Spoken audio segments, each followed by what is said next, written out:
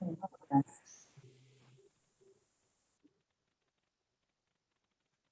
morning, everyone. Just a couple of notes for media that are on today's call. We are going to record and make this call available later this afternoon, just the audio portion. And we're going to go ahead and get right into it. I do want to welcome our 10th commissioner, Jeff Jackson, is on the phone with us this morning. And today is actually his first official day, although he's just been leading the conference for quite some time now since taking over and being announced as our new commissioner back in March. But welcome, Jeff. Thank you, Mike. Appreciate it. Let's get right to the questions for Commissioner Jackson. Media, just please use your reactions button or raise your hand if you have a question for the commissioner.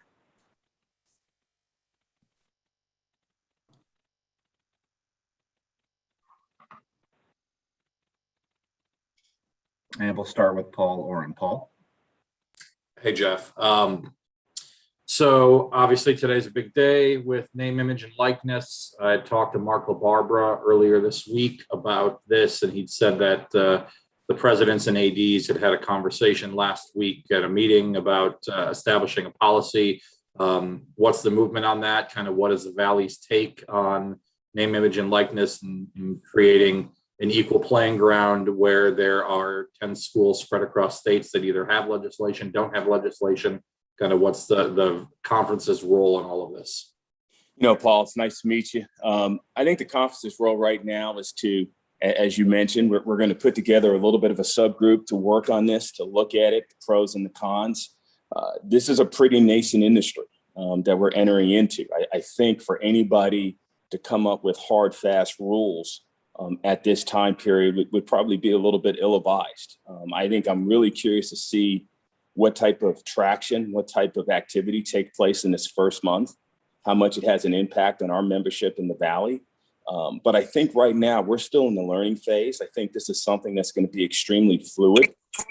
It's going to take some time for water to find its level, and we're going to have to spend some time as a conference recalibrating to decide what is best. But I think right now we're all in a listening and learning phase and anxious to see where it goes. I think the one thing, though, that is important is that we all embrace it. I think this is something that can definitely be positive for student athletes, but we're also concerned with more freedom comes more responsibility. We're very much concerned about outside influences having a disparaging impact. Maybe getting with our athletes in an unscrupulous manner. So we want to do all the things we can, just like we always do, to try and make sure we're keeping our student athletes safe.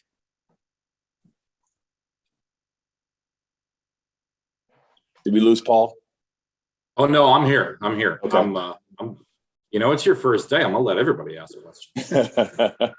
Let's get next to Todd Hefferman, and Todd, and for all media, for Jeff's benefit, just please identify what paper you're with so he can make that connection. Go ahead, Todd. Hi, Jeff. I'm with Todd Hefferman. I'm with the Southern Illinoisan down in Carbondale. How much do you think the Valley is at a disadvantage as far as the market for these possible endorsements that athletes may look at? We have Chicago, we have Evansville, Springfield, Missouri, but we also have towns like Carbondale, Illinois, Terre Haute, Indiana, that may not be able to compete with the size of those schools or the opportunities for some student athletes as far as recruiting.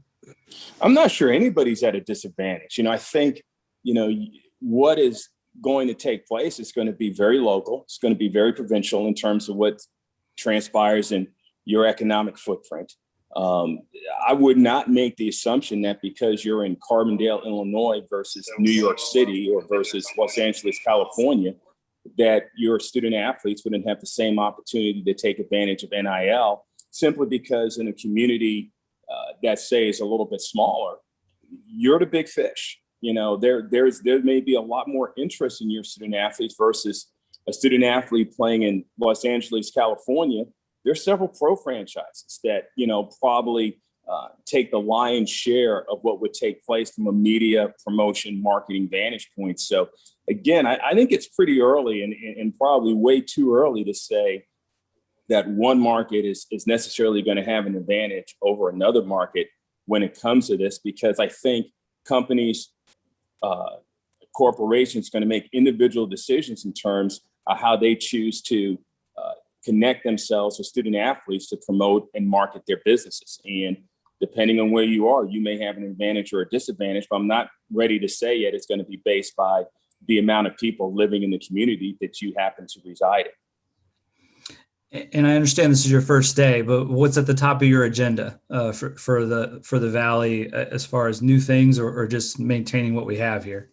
I don't think there's any question. I think every commissioner, every athletic director, every CEO, they're thinking about NIL and how this is going to change the landscape. We don't know what type of impact this is going to have. In some instances, it may be large. In some instances, it may be minimal. But again, anytime you're talking about something impacting the student athlete of this nature, again, I think our first and primary point is to make sure we're keeping these student athletes safe. So we want to do everything we can to be as knowledgeable and as purposeful as we can with our actions. Thank you. And we'll go next to Harry Schrader. Harry? Hi, Jeff. Good to see you again. Harry Schrader, ValleyHoopsInsider.com. Hey, Harry. Hey, how important was it, do you think, the NCAA finally just got some kind of policy out there, even though there's all the disparaging state rules? And do you still expect some significant shift once the legislatures in Washington finally wrestle with this? Yeah, I think the NCAA and I think all the conferences were encouraging something to come forward because of the unevenness of the landscape, where you had some states that had a rule and some states that didn't. We wanted to at least get as close to a level playing ground for our student athletes. But this is going to be fluid. Where we are now on July 1st, 2021, we could be in a very different place on July 1st, 2022. I think there's a lot to learn. There's a lot to glean. We're all kind of taking notes. We're all kind of curious about, what the advantages are, what the negative parts of it is. This isn't going to be Shangri-La for our student athletes. They're going to find out there's a lot of items that they're going to have to deal with that they haven't grappled with. They haven't thought about paying taxes. They haven't thought about, hiring people. They haven't thought about dealing with agents, dealing with promoters, dealing with people who can assist them in these endeavors. They haven't thought about the regulatory process in terms of making sure that their institutions are aware of what they're doing. I think there's a lot of new things coming at them and coming at us. And I think over the next few months, it's really important that we all take a deep breath. I'm very fond of a statement that my ex-boss made, and that lives are not going to be lost. We're going to have a chance to figure out what the best approach is. And we're all really smart people. So we'll figure out how to get there and do the best job we can for our student athletes. Todd asked you about what's on the horizon, and you went right back to the NIL thing. This is pretty all-consuming right now, isn't it? You're spending a lot of time with it. As we said at the onset, we had our board meeting this past week. That was the number one agenda item. So, yeah, there's a lot of energy right now. Not so much in that we think in the next week or two, we're going to see this cascade of deals. But the fact that now that you have to have a regulatory process on campus, which means our compliance officers or some type of arm has to be ready to deal when these things come on board, that our student athletes still have a pretty long runway in terms of the education process and understanding what they can and cannot do. That's going to be pretty time consuming. Plus, when you compound that with the idea, Harry, of just getting back to normal. People forget that we've really been somewhat, on a little bit of a different path for the last 12, 14 months because of the virus. So you couple this with the fact that we're really now start talking about getting kids to campus in a much more normal environment, or where they were 24 months ago. And you've got all those things taking place, and it makes for a pretty challenging atmosphere. We've probably all talked to you before, but officially, welcome aboard. We're glad you're around. Thank you, Harry. I appreciate it.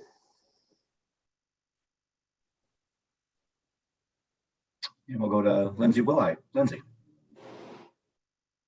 Hi, Jeff. I'm with Lindy's Basketball. Maybe someday it'll be called Lindsey's Basketball, but for now it's just Lindy's Basketball. Okay.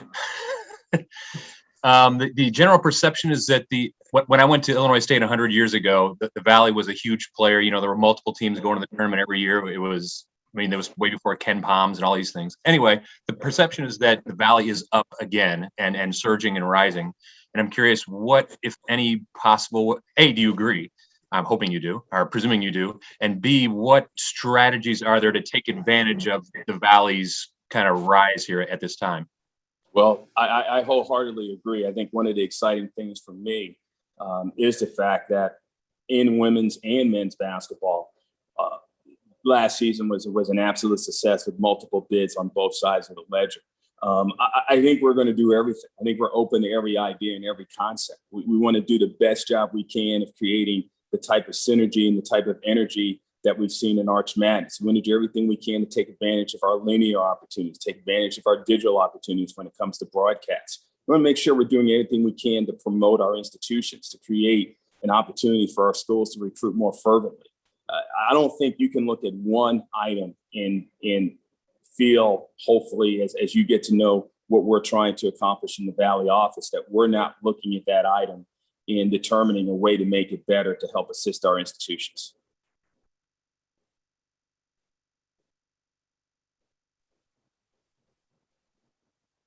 And we have time for one additional question for Commissioner Jackson, if there are any. All right, this means we get to stay right on schedule, and we do have our first coach on the line. Thank you, Jeff. Thank you. And we'll get to Darren DeVries, who is at the airport, ready to fly out. But Darren is joining us by phone. And good morning, Darren. Hey, good morning. You could help us out just by starting us off with just an opening statement about the state of your ball club as you head into the fall here, and talk a little bit about your returners, which we know are plentiful. But give us a little bit of state of your program, and then we'll open up for some questions for you. Yeah, we just finished up kind of our first 4 weeks of off-season workouts. Had our last one yesterday, and now the guys are heading home or wherever they want to here for the next 10 days or so, just to kind of get away and relax and have some fun. And then we'll pick things back up again about the July 11th or so. So, but it's been good. Outside of we've had an injury here early in the year with Issa Samaka, tore his ACL in one of our early workouts. So he had surgery last week. But outside of that, the workouts have been going well and things. Right. Thank you, Darren. Let's get now to questions for Coach Darren DeVries. Again, media, please use your reactions button with your hand. And when I do call on you, please identify the paper or affiliation that you are with.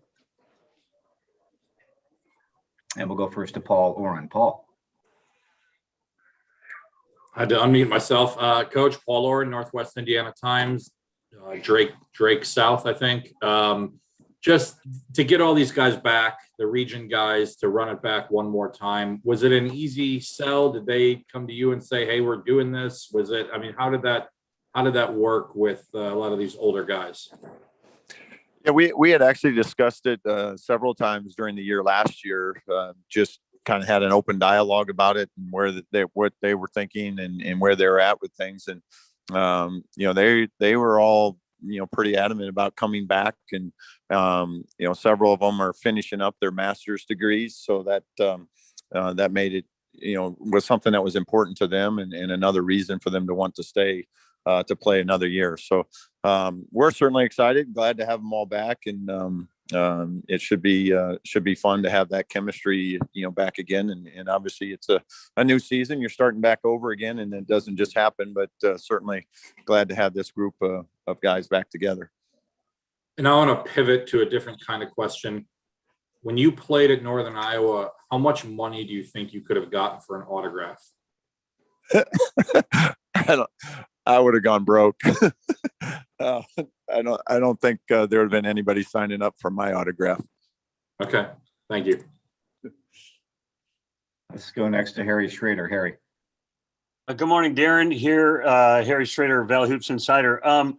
I wanted to know, have you reached out to Greg McDermott at all to ask him about coaching Tucker this year, like he had to do with Doug?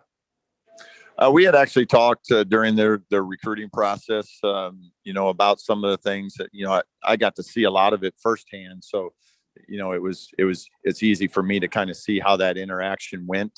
But we've talked, before about it and things. And, I think the biggest thing is just, obviously you don't deny that he's your son. I mean, it's, you recognize that and you don't shy away from that. And at the same time, you also, he's a player like everybody else. So I think it's a fine line, I guess, of being dad and being coach. But, I know it's something that we're looking forward to. And this first month has been a blast. You talked about Issa's injury. How far along or 100% healthy are Roman and Tank? How are they after last season's, season-ending stuff? Yeah, both of them are in a little bit different phases. Tank's a little further along. Roman had just a small setback, so he's kind of been sitting some things out here. But he got cleared this last week to go full go, but we'll take it really cautiously when he gets back after our little break here and kind of ease him back in, and start really going full tilt about late July. But Tank's been pretty much full go here for about the last month or so. Every once in a while we give him a day off just to make sure that we're managing him, and making sure we do everything we can to keep him healthy. If I could sneak one last one in, everybody is aware of your returners and Tucker, of course, but what can you tell us about Connor Enright, your other freshman? Connor's, I'll tell you who he reminds me of is Brian Mullins. Really competitive, tough, knows how to play, just a winner. And that's when we were recruiting him, that's who he reminded me of. And I remember Brian giving us enough problems back in the day that I knew I wanted to have a guy like that on my team. Appreciate it, Darren. Thanks. Thanks, Harry. Certainly high praise. And let's go next to Todd Hefferman. Hi, Darren. It's Todd Hefferman from the Southern. You talked about Tucker. How badly do you think Tucker and Io and Connor want to start, and how has the competition been when you have so many returning players? Yeah, they all want to play, and they all want to have a good role on the team. And that's the practices have been extremely competitive, and that's a good thing. And that's what you want. And it'll only help us, with the returners and the new guys all competing, for time and things. And, I like the way they're going about it, and that stuff always kind of works itself out, and we'll just continue to go down that road. But, those three guys have all been good in practice and given our veterans, some good competition. And with the name, image, and likeness, how anxious have your players been to investigate this type of stuff, or has it not come up a lot? Des Moines is a big market. Your brand is pretty strong in Des Moines. Yeah, we're just getting started with it. I know all of us are probably in the same, just kind of, working our way through it, kind of feeling our way through it to see where it kind of leads. When our guys get back, we'll really dive into it because they all left basically yesterday, before it started. And we're doing some educational pieces and some other things to try to, just give them and educate them on how this is going to work. But I don't think any of us really know for sure where this leads to yet, but we are excited about it. I'm happy for the guys that they get this opportunity, and as you said, Des Moines is a great marketplace for them to potentially capitalize on some of the things out there. Thank you. Thank you.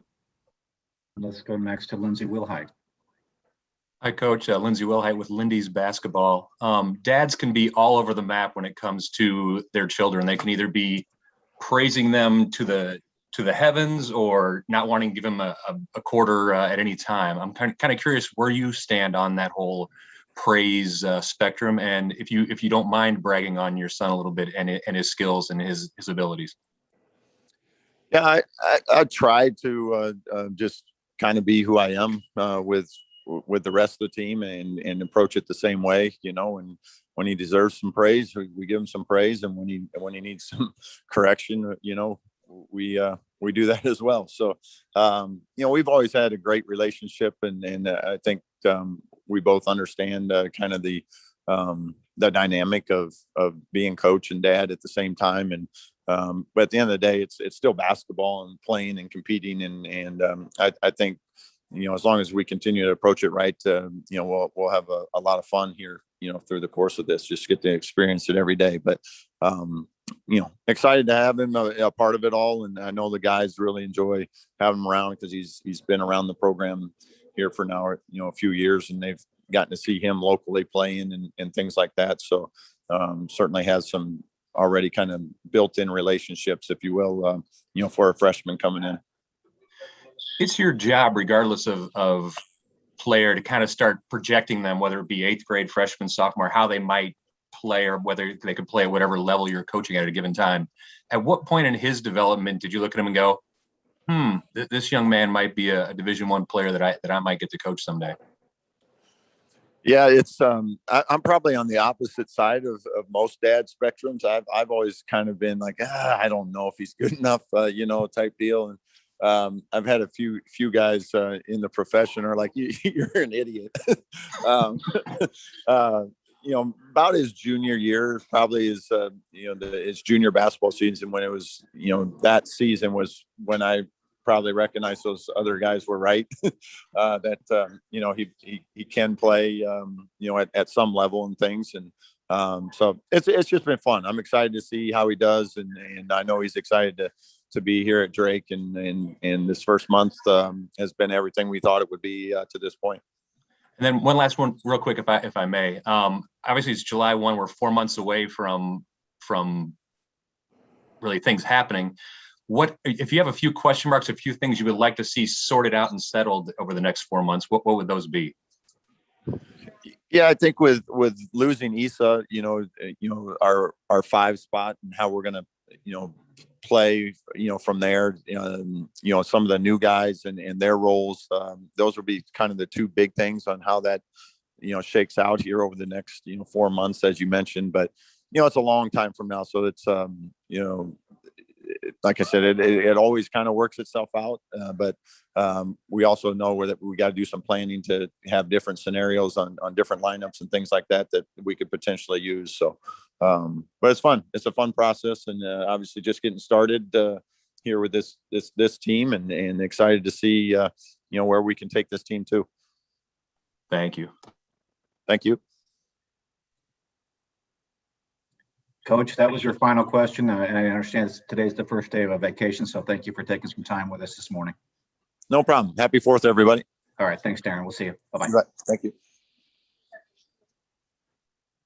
We're now joined by head coach Matt Lonick of Valparaiso, and we'll ask Matt to activate his camera here. Hey, good morning, Matt. Hey, you guys, can you hear me? Yeah, you can. How are you? I'm doing well. How are you guys? Good, good. Well, let's get right to the questions for you. Questions for Coach Matt Lonick. And again, media, please use your reactions button to raise your hand. And then when you are called on, please identify who you're with. And we'll go first to Abby Schnabel.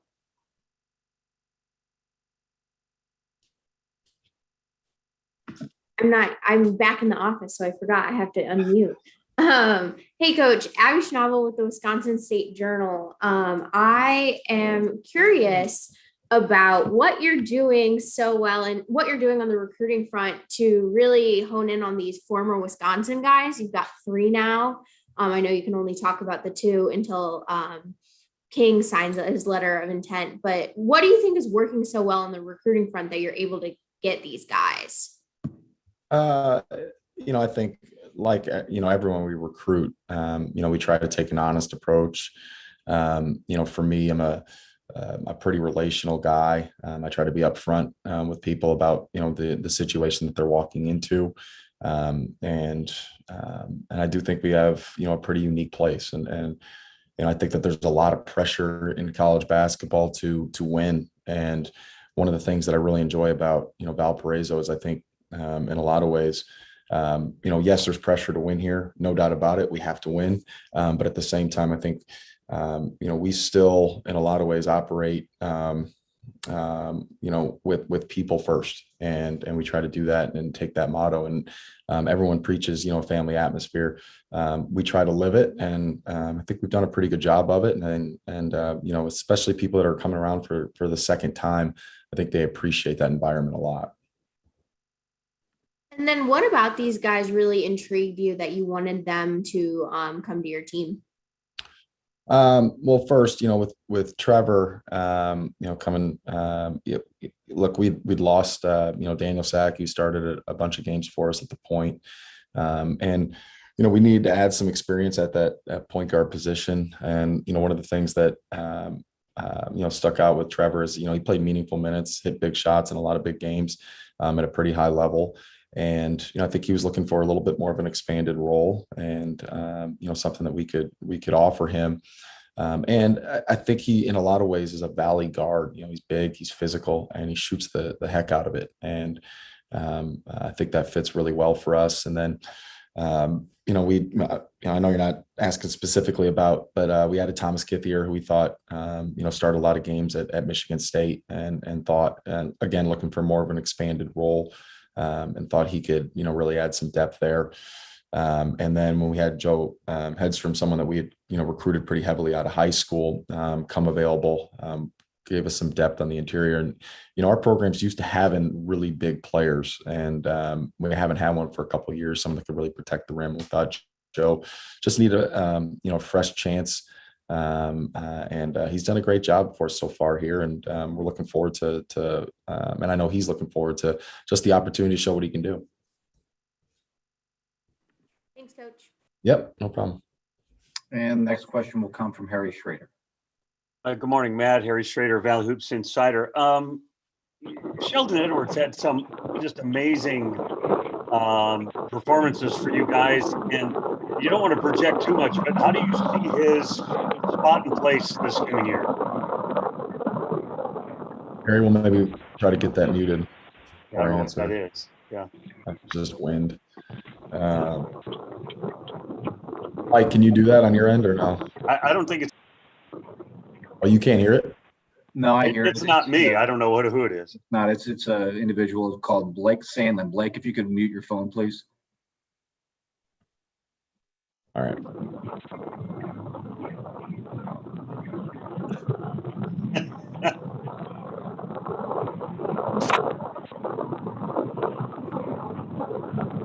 Someone's on the golf course. All right.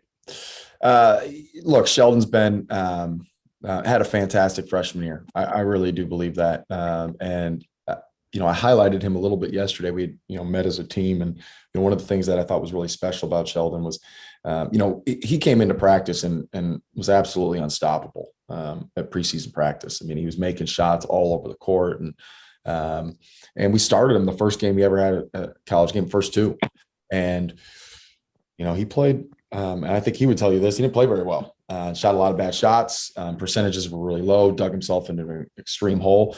And we started not playing him as much. He had to really focus in on what we were talking about as far as what's a good shot versus bad shot. And the one thing he never did was put his head down. He never complained. He never blamed anyone. Kept his head up. And obviously by the end of the year, he was playing really, really well. And so, we want him to enjoy that success, and we want him to add, continue to add new elements. I mean, he played a lot of minutes for us, scored a lot of points, but he's really, and this sounds crazy, coming into his freshman year, right? With COVID, he gets that year back. So, he's coming into his freshman year. And so, we want him to take that next step, that super freshman year. And so, we're excited about him, and he's playing great. He's being a good leader, and, hopefully we can go from there.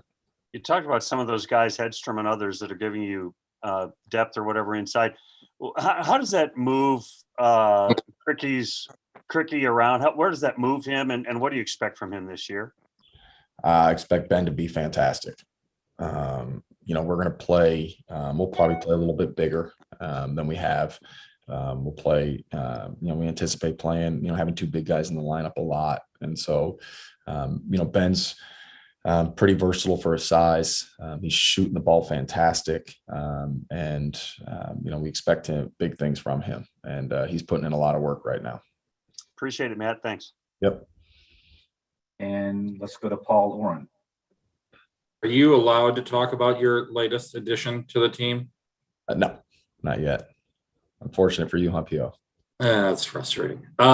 So In July, I know you're a long ways off from knowing who the 5 starters are going to be, but it feels, I know every team's far off from that, but this feels even more wide open than ever.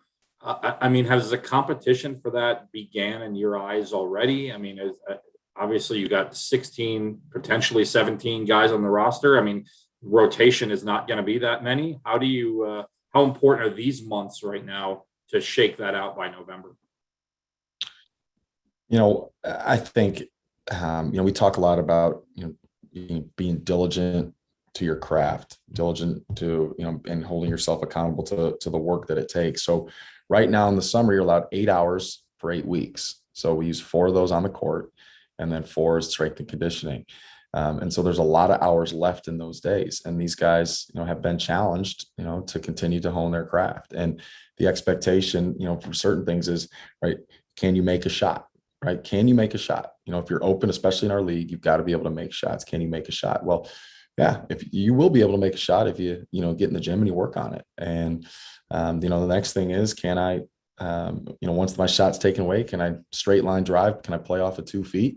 And can I finish at the rim? And if you can do that, and then when that's taken away, can you deliver a pass? So we try to simplify a lot of, the expectations of what you can do, but, the guys that do that well, and then obviously can execute, what we're trying to do defensively, they're going to play. To answer your question, it's a long-winded way to answer your question, but, they have, we're evaluating all that right now. And so it's not like it used to be where, practice started, October 15th and you had, 6 weeks to kind of figure it out. It's an evaluation process that starts and is pretty much year round. And we'll go to Wyatt Wielder. Wyatt. Coach, I don't know how much you want to go in on Donovan Clay, but this is a guy that you're going to see twice a year still, and just your reaction to him moving to Missouri State and the Valley lifting its interconference transfer rule altogether. Oh, I think the Valley was on top of that. I think it's the right thing to do. Just the way the college basketball is going. I actually think the one-time transfer is going to be a really good thing for us, for everyone. And playing Donovan, he's a good player. We're gonna have to play well to beat him, and we're excited to play him. That's for sure.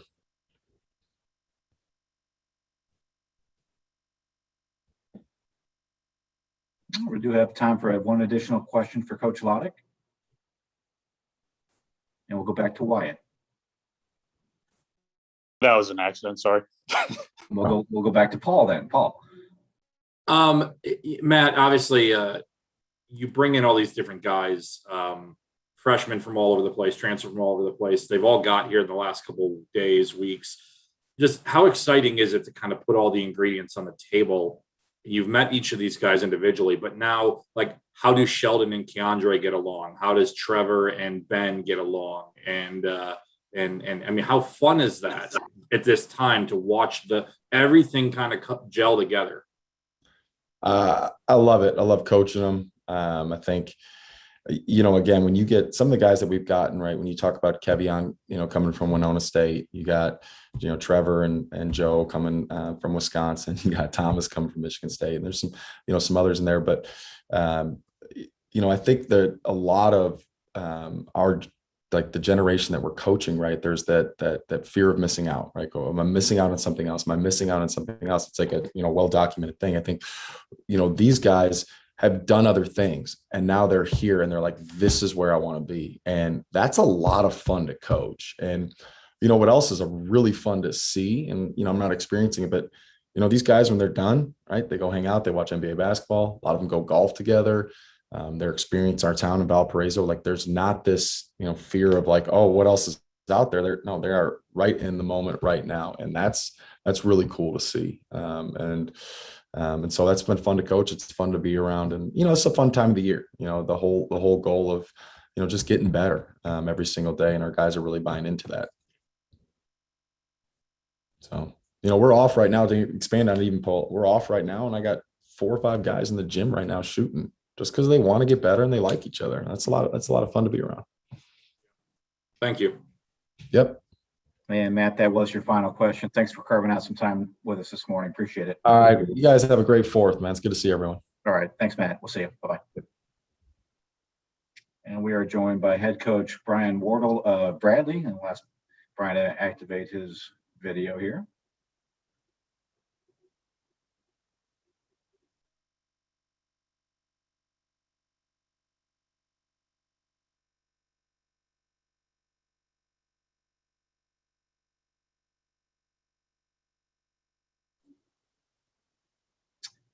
Good morning, Coach. Morning, Mike. Can you hear me all right? Yeah, I can. How was your trip up to God's country? It was short and sweet, but it was beautiful. I can't lie. Welcome back to Central Illinois. Yes, thank you.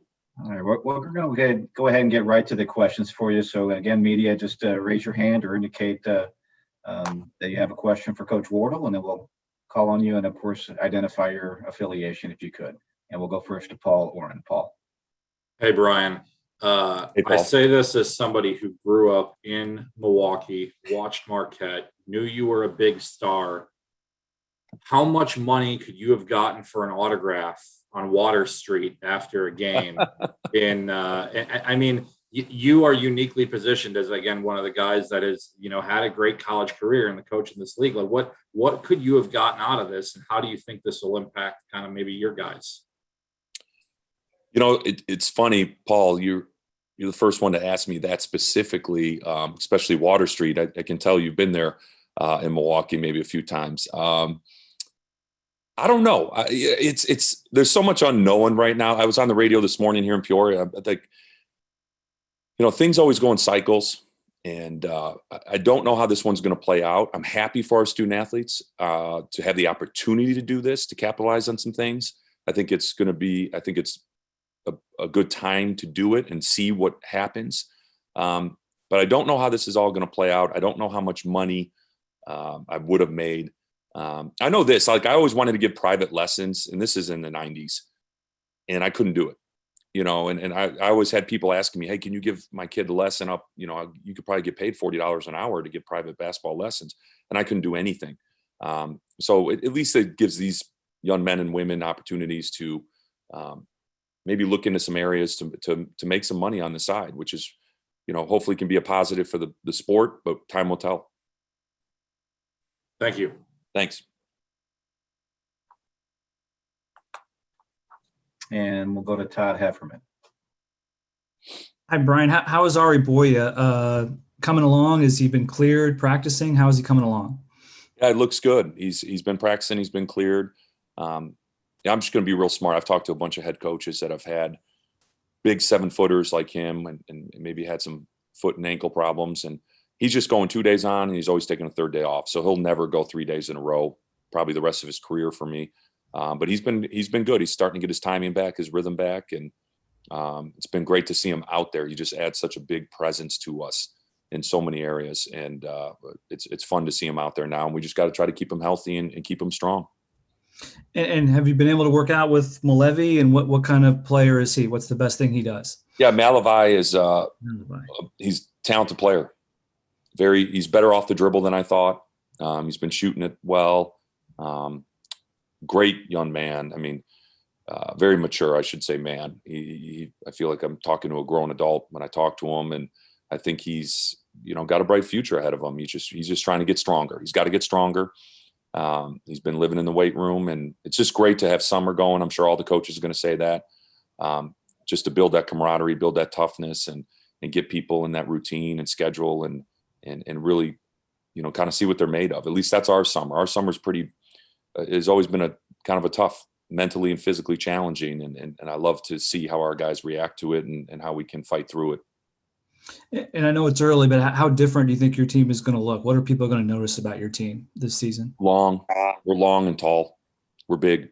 Reminds me of my last couple of years at Green Bay, the lineups that we could have out there just with the length and size. So that's been what I've enjoyed seeing, is just how long we are, the size at the guard spot. But that's what we recruited this offseason. We want to get taller and longer at the guard spot and good feels for the game. And I think that the kids we signed, we're excited about so far. It's honeymoon phase in the summer though, guys. It's everybody everybody hopefully likes their team a lot right now. If you don't, then you're really in trouble. Thank you. Thanks. And we'll go to Harry Schrader. Hi, Brian. Harry Schrader here, Valley Hoops Insider. I was noticing that too. Are you going to play it differently then too? You game plan differently because of all that size? Because you got a ton of guys that are 6'7", 6'8", 6'9", and I know they're all different in terms of their skill level. But do you game plan a little bit differently then as well? Yeah, we'll tweak some things offensively for sure, but defensively, I think there's things we're looking at to be a little bit sharper at and try to take advantage of it. So yes, to answer your question, yes, we will in certain areas, but there's core beliefs and values we have in this program that, especially within our system, that will always keep strong. But there's definitely tweaks every year based on your personnel. This is probably the biggest, turnover or different number of players on your lineup since that first year and a half. How do you go about things differently or the same? I mean, you've got enough of the nucleus back to be just building, but how different is it this year? It's great to have a summer and fall, put it that way. I mean, like last year, I think we had about 4 or 5 newcomers, and we never blended. We never got to know each other enough. Obviously, everyone had to deal with the pandemic, but this year it's already, you can tell I'm getting to know my newcomers quickly, spending a lot of time with them, and that's such an advantage to build togetherness. And but I like the 3 transfers we brought in. Mikey Howell, Terry Roberts, and Malavai have been here. They're doing a really good job. They're just filling right in. And so far, we got 2 of our freshmen here that I'm really excited about. So, that's what summer's for and fall. It's to build that togetherness, get to know each other, fight through some fatigue and some toughness, and really try to develop your identity and make sure they understand what it takes to win in the Valley. And that's what we've been trying to do so far. So I've been very happy with it. But yeah, I don't want that much turnover every year. I hope the portal now and the rule change of being able to play right away doesn't make that happen. But, because you don't want to re-recruit a team every spring. But I think for us, we graduated 4 guys. 4 guys walked out with their degrees. It worked out well for a lot of people. And I had a couple guys that gave me some good years, but just want to play more. And I think you totally understand that as a coach, and you try to help them out the best you can. And if I could ask you about Rink, I thought, his year was really significant last year. What's next for him? I think you take a bigger leadership role. He's a very wise kind of old man for his age. And he's vocal, and he has no problem speaking his opinion. And that's usually a lot of time with my European guys. That's how they are. They're very direct.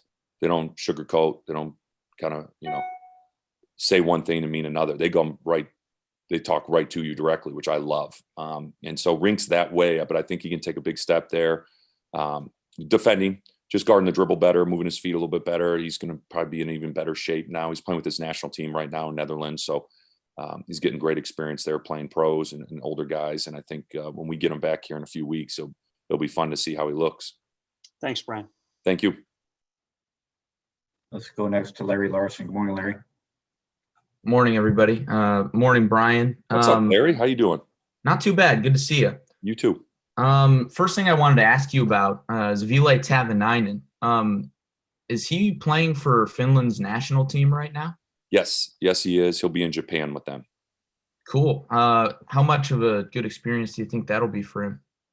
Oh, it's great. I mean, I think we got, obviously our international guys are having some success. So that's helped them a lot. And their coaches have been great to work with. And I think it will really help Ville. Anytime you're playing with 30-year-olds and 28-year-olds and guys that do this for a living and have a professional mentality and work ethic and a maturity about them, it's good to have your guys around that. And then a little bit more on Ville. I know he had a little bit of a down year last year. What are you kind of expecting from him this year for bounce back? Well, I thought as a sophomore, I thought Ville was consistent. He was one of our most consistent guards last year. He got better defensively for sure, and rebounding. I thought he made a big stride there. He had some very good games. I just thought we put a lot of burden on him last year, which was different than freshman year. Freshman year, he had some seniors around him that were keyed on, 3 or 4 guys that were keyed on before him, which when he's the 5th option or 4th, he's a weapon, he's deadly. And I thought last year we had to ask him to be number 1 and number 2 at times with guys out and all the things we went through. So hopefully this year he can get in that role and of finding his feet a little bit with what we need from him. And I think as a junior, and all the experience he has, he'll be ready to take another jump and step up in a bigger role. Sure. And then one last thing, looking at the depth of your front court, you got a lot of guys with a lot of length, 6'8", 6'9", 6'10". Do you anticipate having to redshirt anybody, and have you identified any possible candidates for that? Not anticipating it and have not identified. No, I think that's something that we'll know more when we approach in November, when we start approaching closer to season. But I love having the live legs, and the competition has been great. And when you enter that paint, you better be ready to finish on us, because I think we got a lot of guys that are going to get it. And I love seeing that. Thanks, Coach. Thank you. We do have time for one additional question for Coach Wardle. Again, we had a couple of media join, so if you do have a question, please raise your hand or use your reactions button and identify yourself before you ask a question. Coach, looks like that's it for you. Thank you for joining us this morning. Appreciate it. All right. Thanks, Mike. Thanks, guys. All right, Brian. Yep. Bye-bye.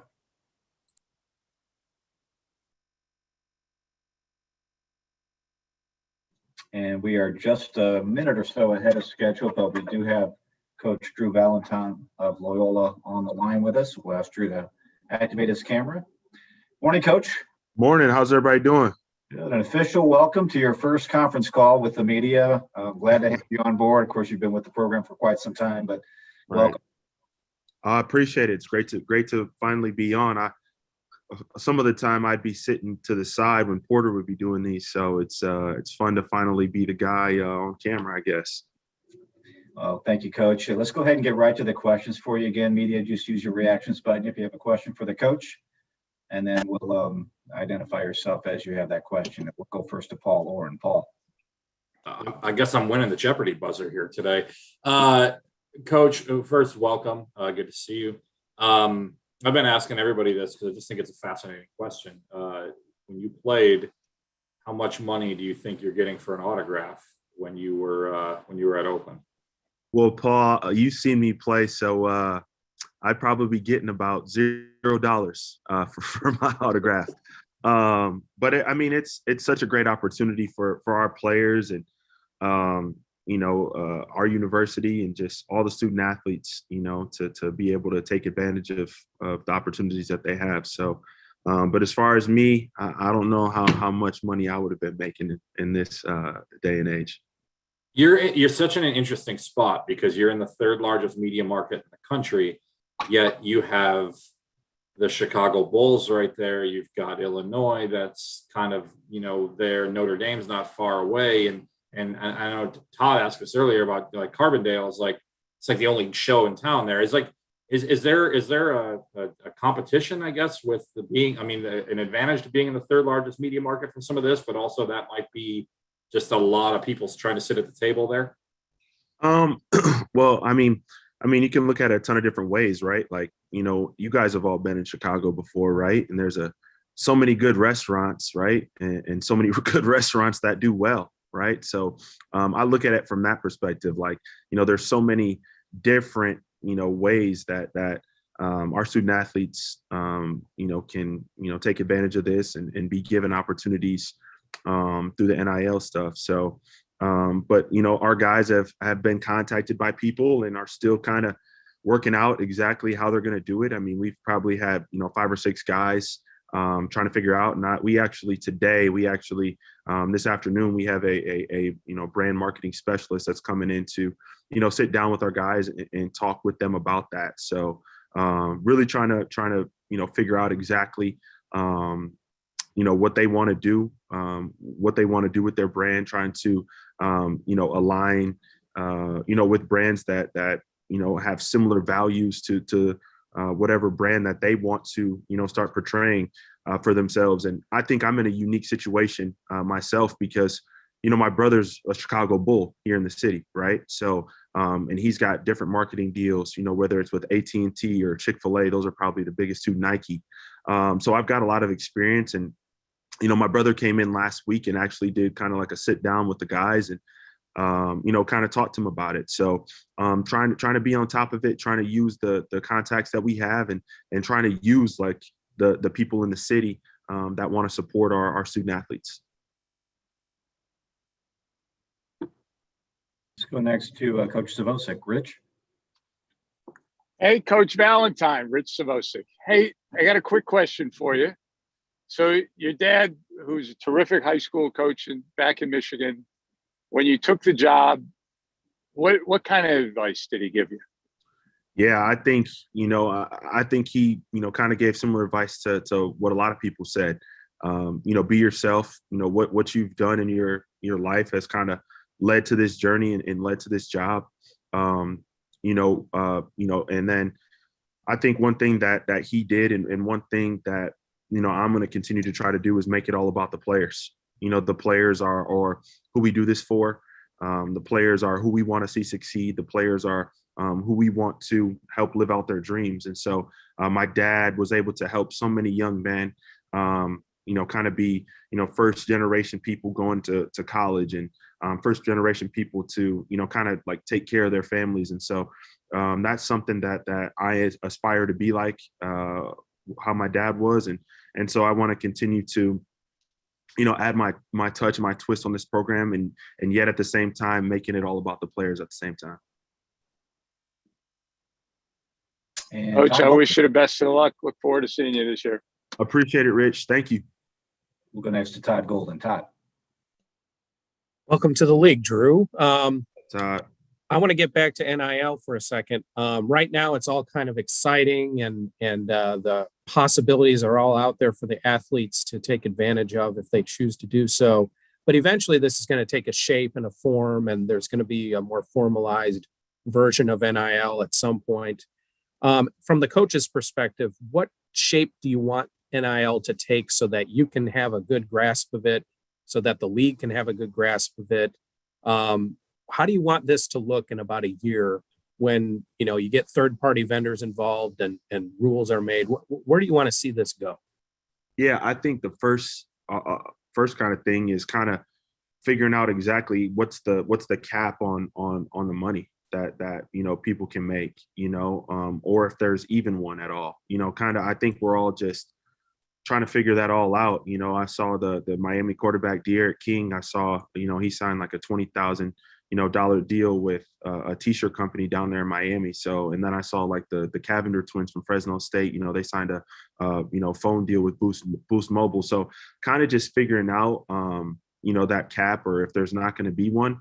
And then also exactly, if it's going to be more of a, I don't know, like an off-season thing, or if, during the season, what people are going to, do, or if it's going to be mostly social media. I mean, I think we're kind of, as coaches, kind of just trying to figure it out, similarly to, how you guys are.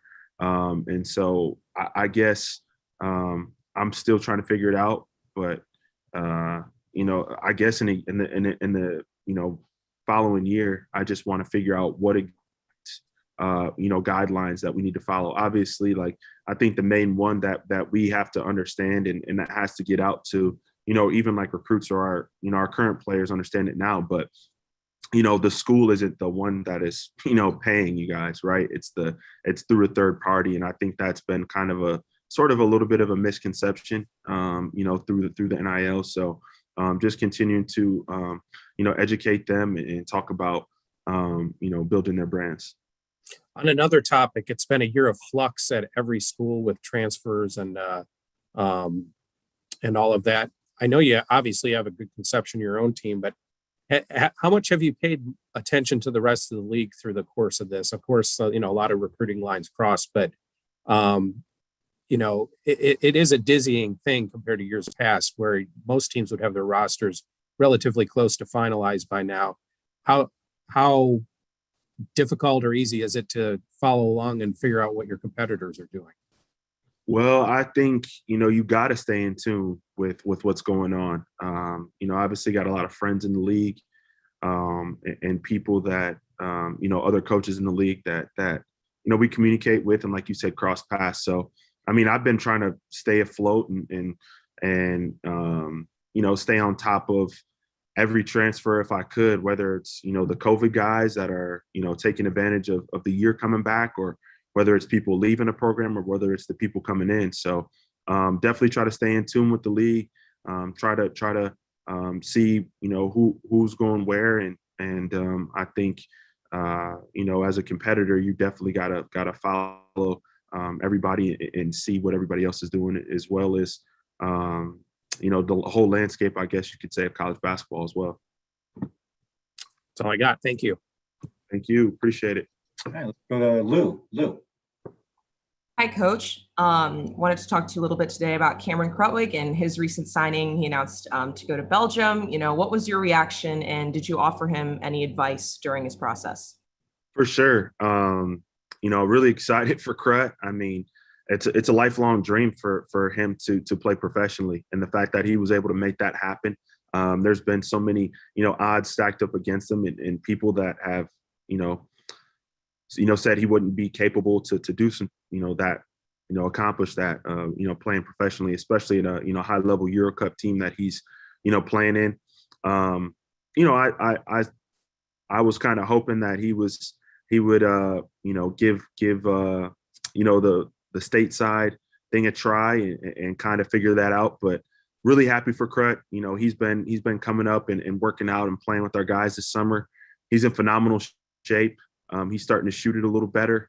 And he's just so locked in right now on trying to set himself up to have a successful career, not just a successful season. So really excited for Krut, and can't wait to watch how good he does. But as far as offering advice, when he was going through the agent process, like, I was right there, meeting with him. Obviously he's got his own circle of people, but, we spoke plenty of times about, what agents to select, or, I sat in on a couple meetings with him, and he asked me kind of what I thought. And, so I've been along for the journey and the ride with them, considering that, we kind of came in with each other, and we built up such a great relationship. So it's just been great to see his growth, and I'm really proud of him, and can't wait to watch his journey. Yeah, and then kind of going along with that, still the season is a little bit away, but, having all the other seniors come back, but losing someone, as important to the team as Krutwig, any thoughts on, the kind of people who are going to fill the roles that he filled?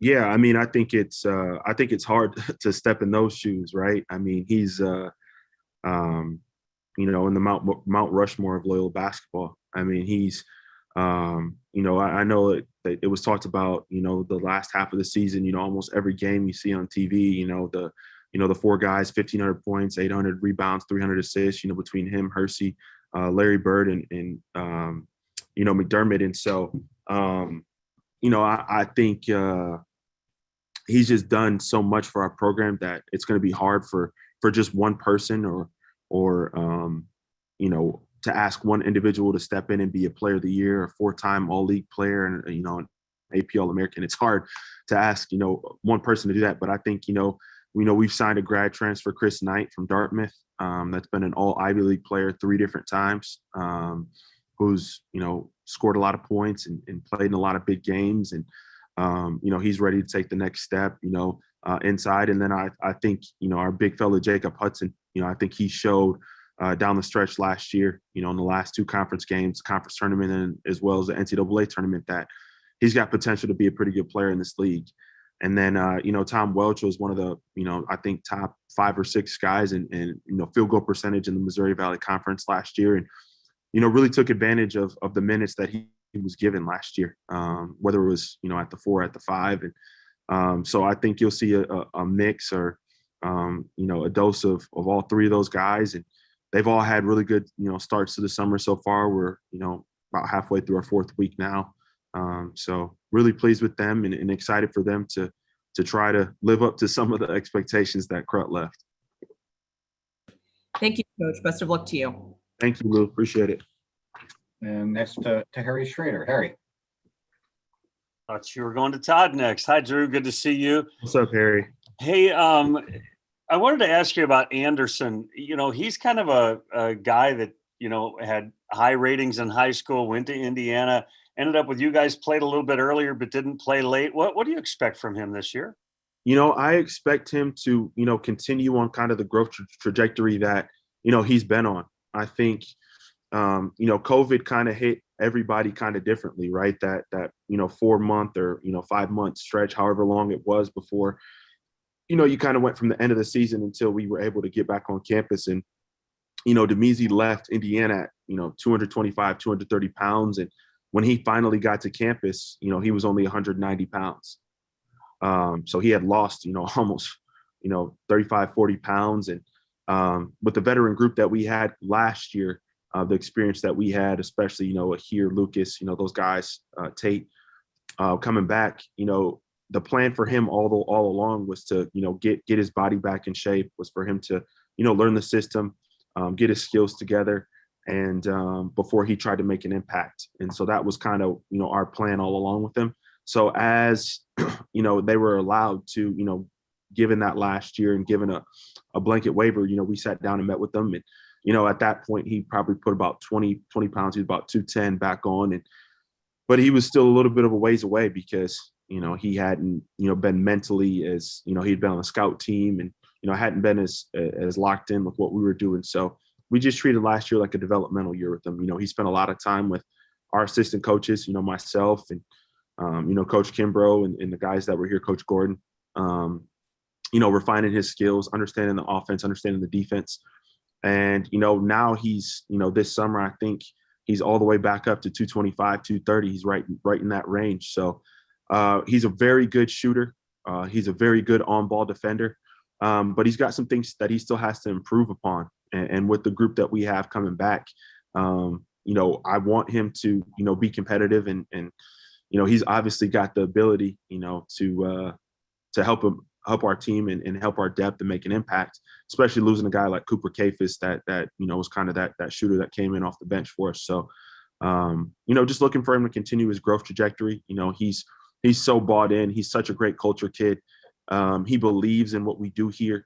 You probably would see him on the bench last year, jumping up and down, always encouraging his teammates. And I love having him around and just really looking forward to him continuing, like I said, on that growth trajectory. We talked before you've had any opportunity to be the head coach on the floor. And now you've had, like you said, you're nearing the end of the 4 weeks. What's been the biggest adjustment during this 4-week period of time? And all of a sudden you're the guy doing what you're doing. Right. I think it's been such an interesting perspective. And I've talked to, obviously Brian Mullins a ton and obviously Coach Moser a ton about it. But it's just different, right?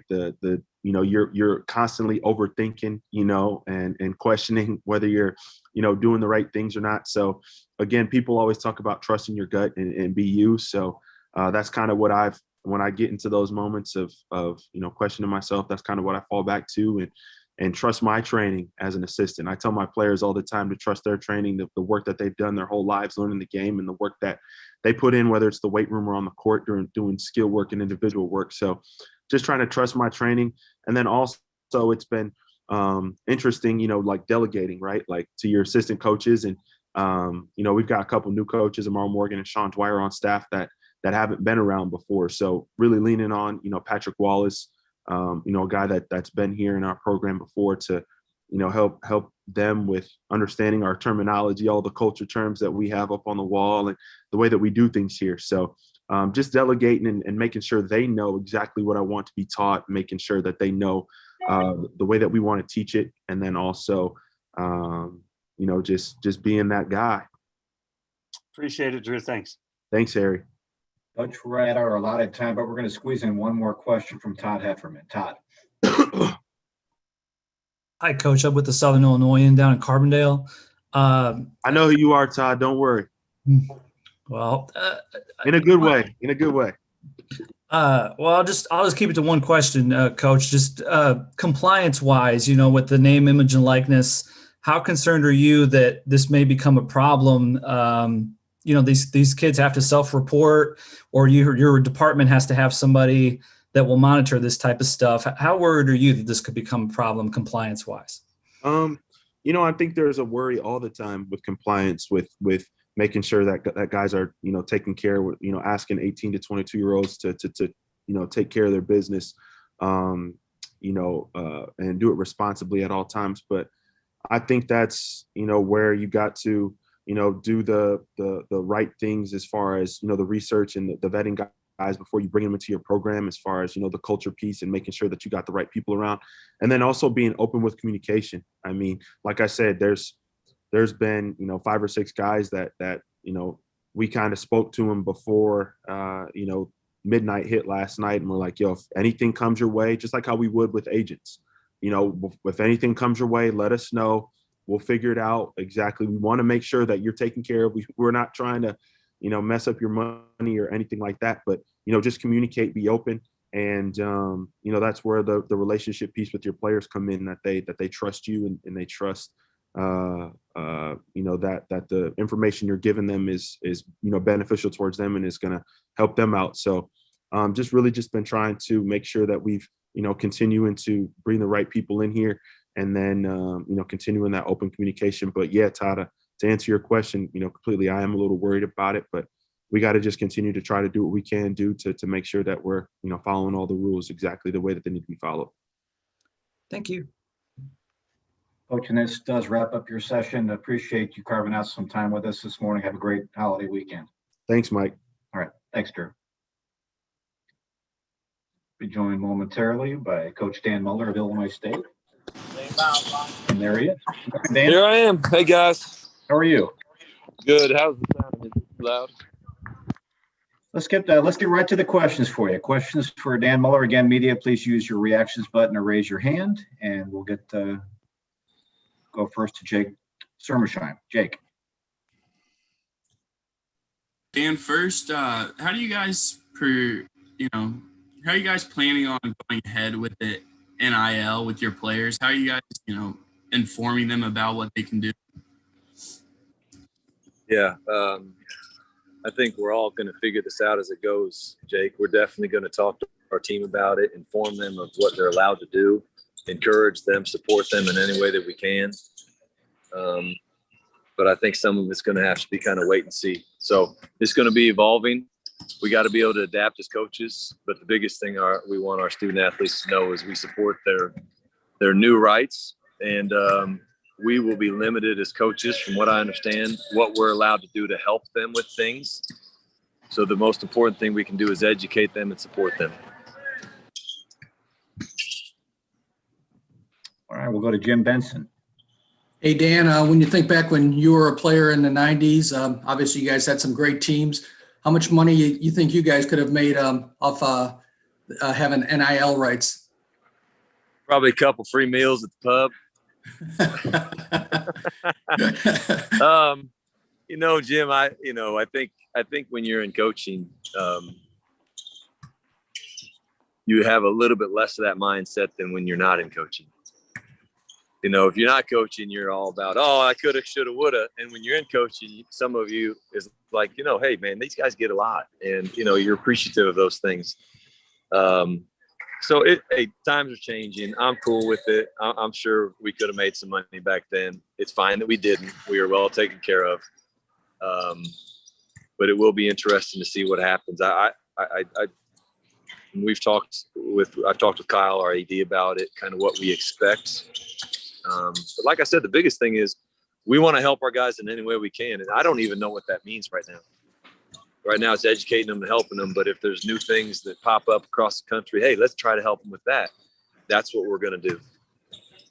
Could you talk a little bit about the workouts, how they've gone, especially obviously about half and half of a team, really, some really important new guys, especially on the inside? Yeah, well, they're all here. There you go. It's going well. See, there you go. Yeah, good. They've been great, Jim. I mean, we've got the kind of crazy thing for us is it feels like we have a whole bunch of new guys, but we only have 4 new guys as far as scholarship players. Cy Chapman, of course, wasn't with us the second half of the season, so you could say he's a newcomer to the team, but he's been here. He knows our culture. He knows what we do. But Mark Freeman, Ryan Schmidt, Kendall Lewis, and Liam McChesney, they've jumped in and filled in seamlessly. It does help that all of them have had post-high school experience, 3 of them with Division I experience, 1 of them with junior college experience and national championship. All 4 are very talented. They're all as tall as we thought they were, which that's a good thing when you don't see somebody in person. And They've been great. We've had some very, very good workouts these first 2.5 weeks. We're really excited about our group. We know we have a long way to go, but they've been great. What gives you maybe hope that some of the new guys will be able to help the team defensively? Because obviously it seems like the defense has obviously taken maybe a step or back too in the last couple of years. Yeah, it's been bad. The first thing that gives me hope, Jim, is personnel. And I don't care how good you are as a coach, personnel matters in every way.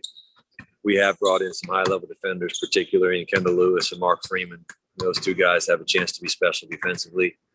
And then our returners.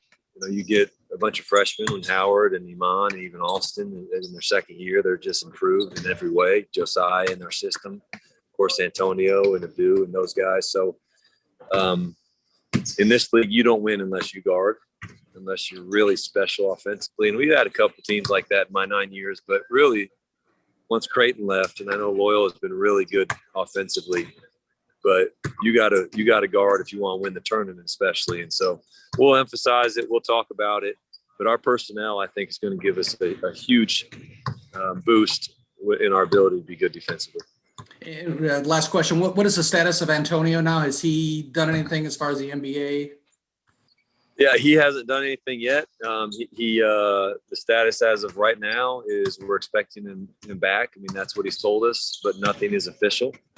And we are supporting him in every way that we can throughout the process. But as of right now, he's implying that he'll be back. And he's been there the last 2.5 weeks of the workouts with you guys? Tone actually has. He's training still outside of off campus.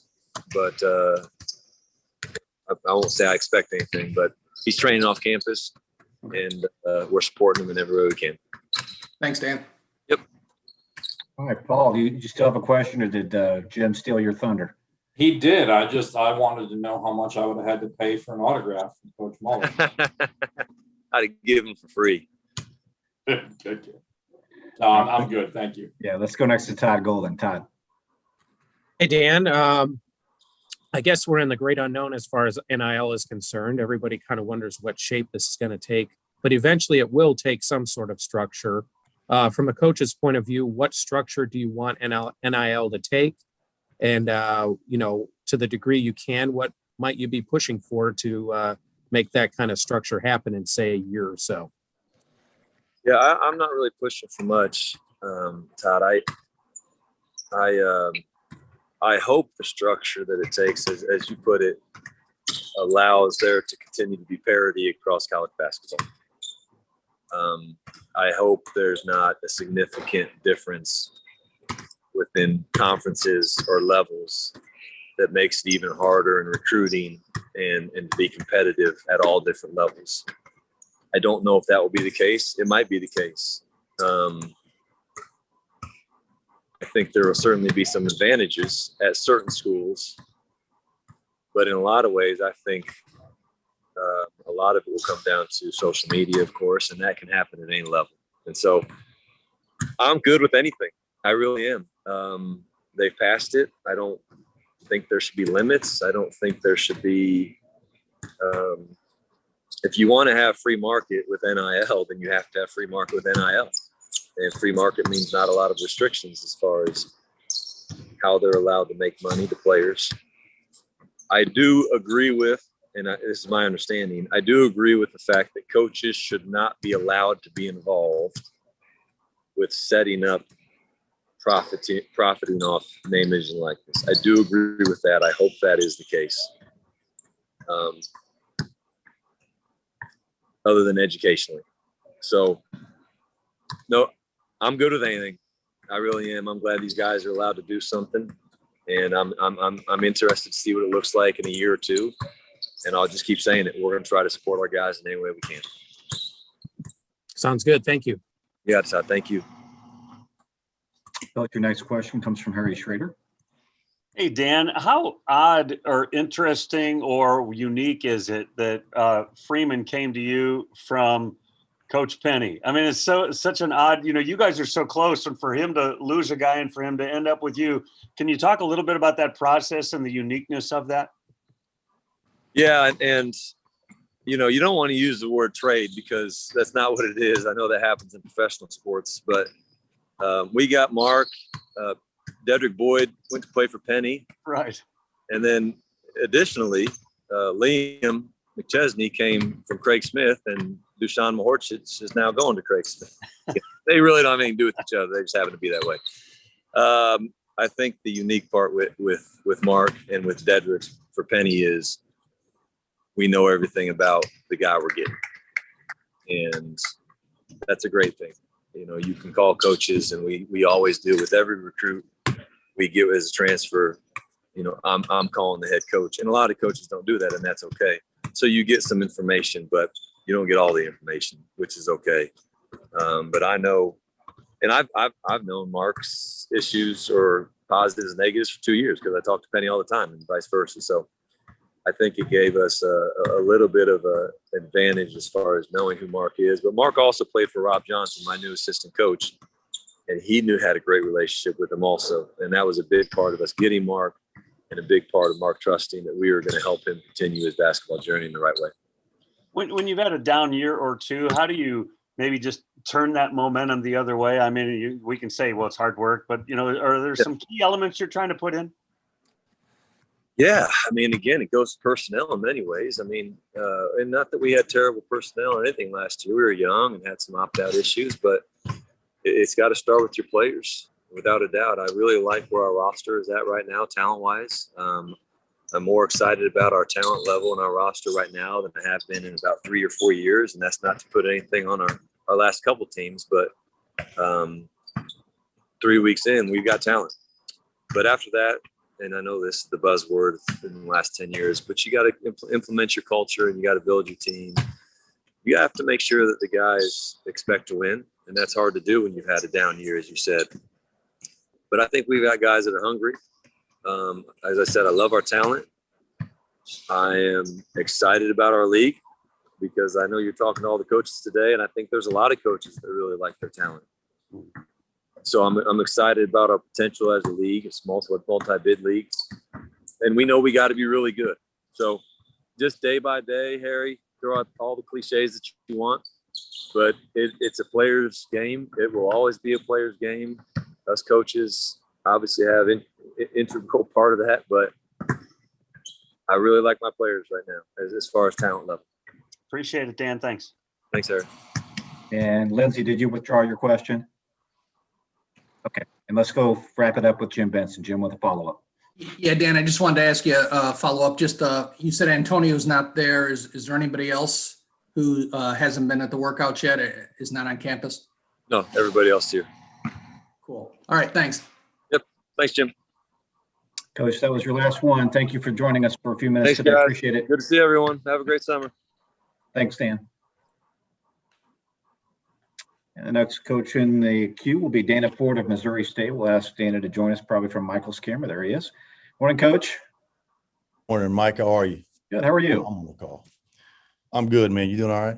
Yeah. Let's get right to the questions for you. Thanks for your patience. We're a little behind schedule, but questions for Coach Dana Ford, and we'll start off with Paul Oren. Paul.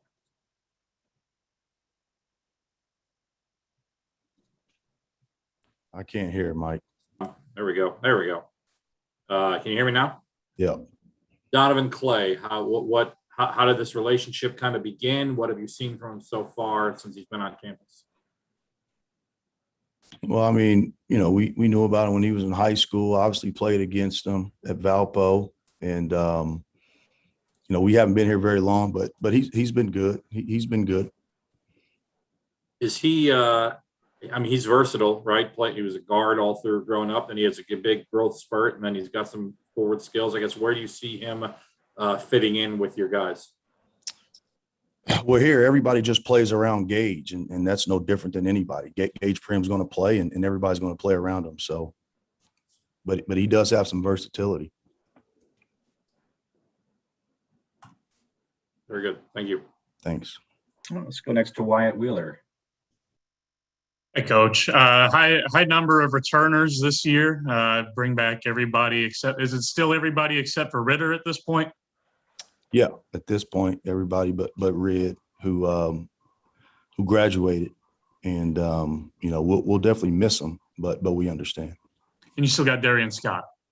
Yeah, he's currently still on the roster. Yes. Cool. It's uncommon these days for to bring back to have that type of continuity on the roster, just with all the transfer rules and everything. Just how did you think you did that? And just is that you recruiting your own players to come back? Just kind of what goes into being able to bring that? I think it's our players' decision to stay. I mean, I didn't do anything. I don't. The guys decided to stay. It's their world, and this is a place that they obviously wanted to be at for another year. So you probably have to ask them, Wyatt. I haven't asked anybody why they stayed. And just you've had them on campus for a little bit. Just what do you want to see next step for growth in Isaiah? I mean, he's got a lot of areas to grow. He's becoming a better leader. I think that would probably be the next thing is just his leadership qualities. And young guys who didn't get to play much last year, they obviously decided to stay and everything, but just how much do you see them having to just kind of contribute going into year two when you have a lot of those freshmen from last year moving up to sophomore? I mean, it's just too early to tell. Our team will be different next year. It's just too early to tell right now. I don't know. I think the guys are all working hard this summer and trying to enhance their skills, but I haven't thought much about the season, to be honest. What are you thinking of? Just enjoying my family, my kids. It's the summertime. Thanks, Coach. Yep. Let's go next to Todd Hefferman. Hi, Dana. Probably not this year, but has the one-time transfer rule and knowing you have a graduate transfer option or kids do, has this changed how you may redshirt kids in the future, or if you'll redshirt kids in the future? I'll leave it up to them like I always have. If they want to do it, they can. If not, then that's on them. But I haven't thought about changing anything. Red shirts is a blessing in disguise for some people, and then some people you don't want them. You don't want them to be around an extra year. And going to the name, image, and likeness, how concerned are you it could become a compliance problem? I know it's all new to everybody, but these kids are supposed to self-report, or your program's supposed to have a compliance officer or hire a third party to monitor this thing. How concerned are you in Springfield, Missouri, that it could become a compliance issue? I'm not too concerned. That stuff's kind of over the head of the head coach. We don't have anything to do with name, image, likeness. So I'm letting administration deal with all that stuff.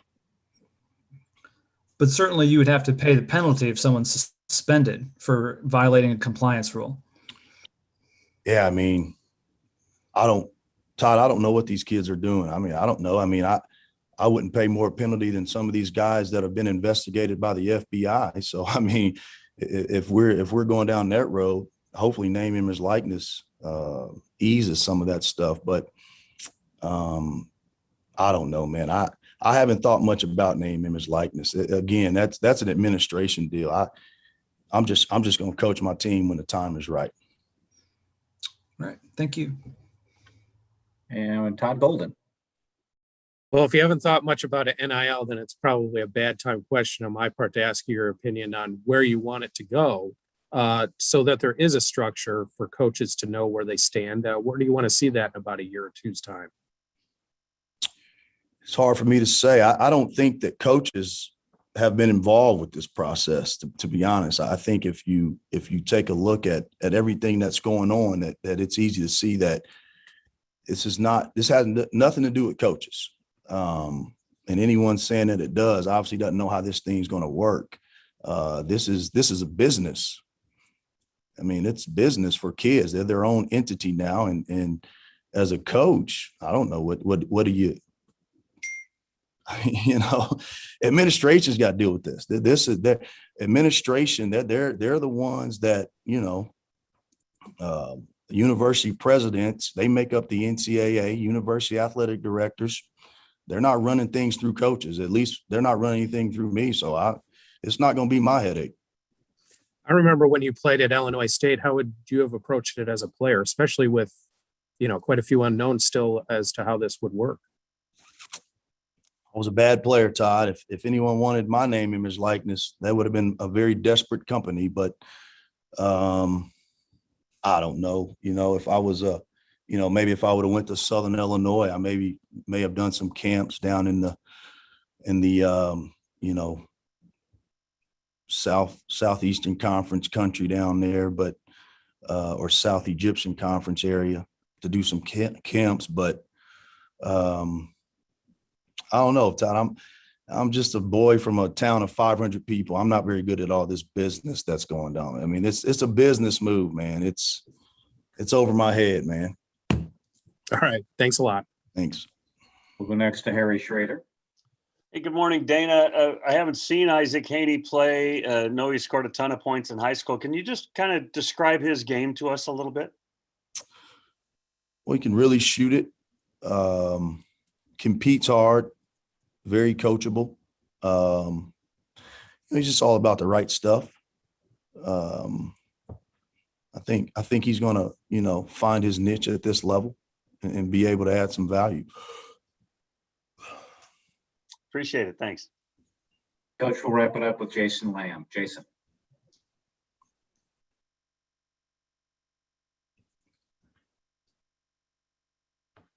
Can't hear him, Mike. There you go. You got me now, Coach? Sorry about that. Good morning. How you doing?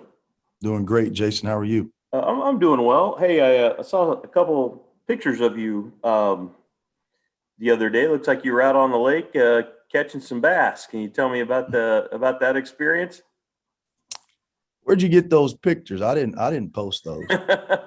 Mike, I saw them on Facebook from Mike Webb. Oh, good. Mike's a your good guide? guy. Yeah, he was my guide. I need a guide. I don't do very good with those hooks, but no, just doing what you do here in Southwest Missouri. And this time of year, you go down to the lake, you fish. I caught a couple bass, some trout, and just had a good time. Do you fish?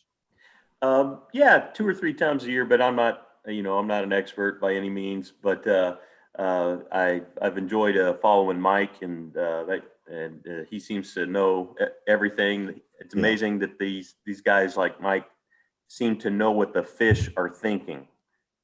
Yeah, he's got a machine. He's kind of got a cheat code. He can see those fish under the water. That's how I was catching mine. He was telling me when to snap my wrist, and that's what I was doing. I'm very coachable, and I want to say I caught about 10 to 12. Next time I'll text you. I'll take you with me. Oh, okay.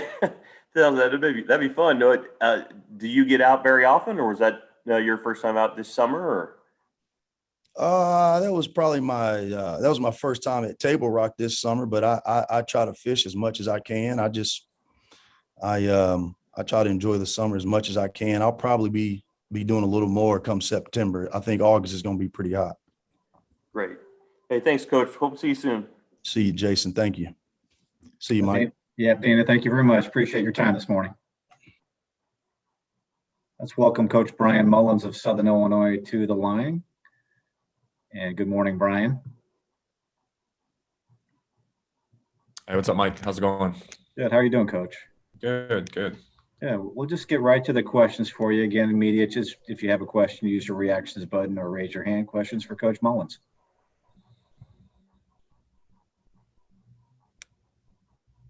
We will start off with Todd Hefferman. Hi, Brian. I'm gonna beat Paul to the question here. How much would your autograph have been worth? You're a very popular player when you played here. Yeah, probably popular, but not in terms of probably monetary value. I don't know.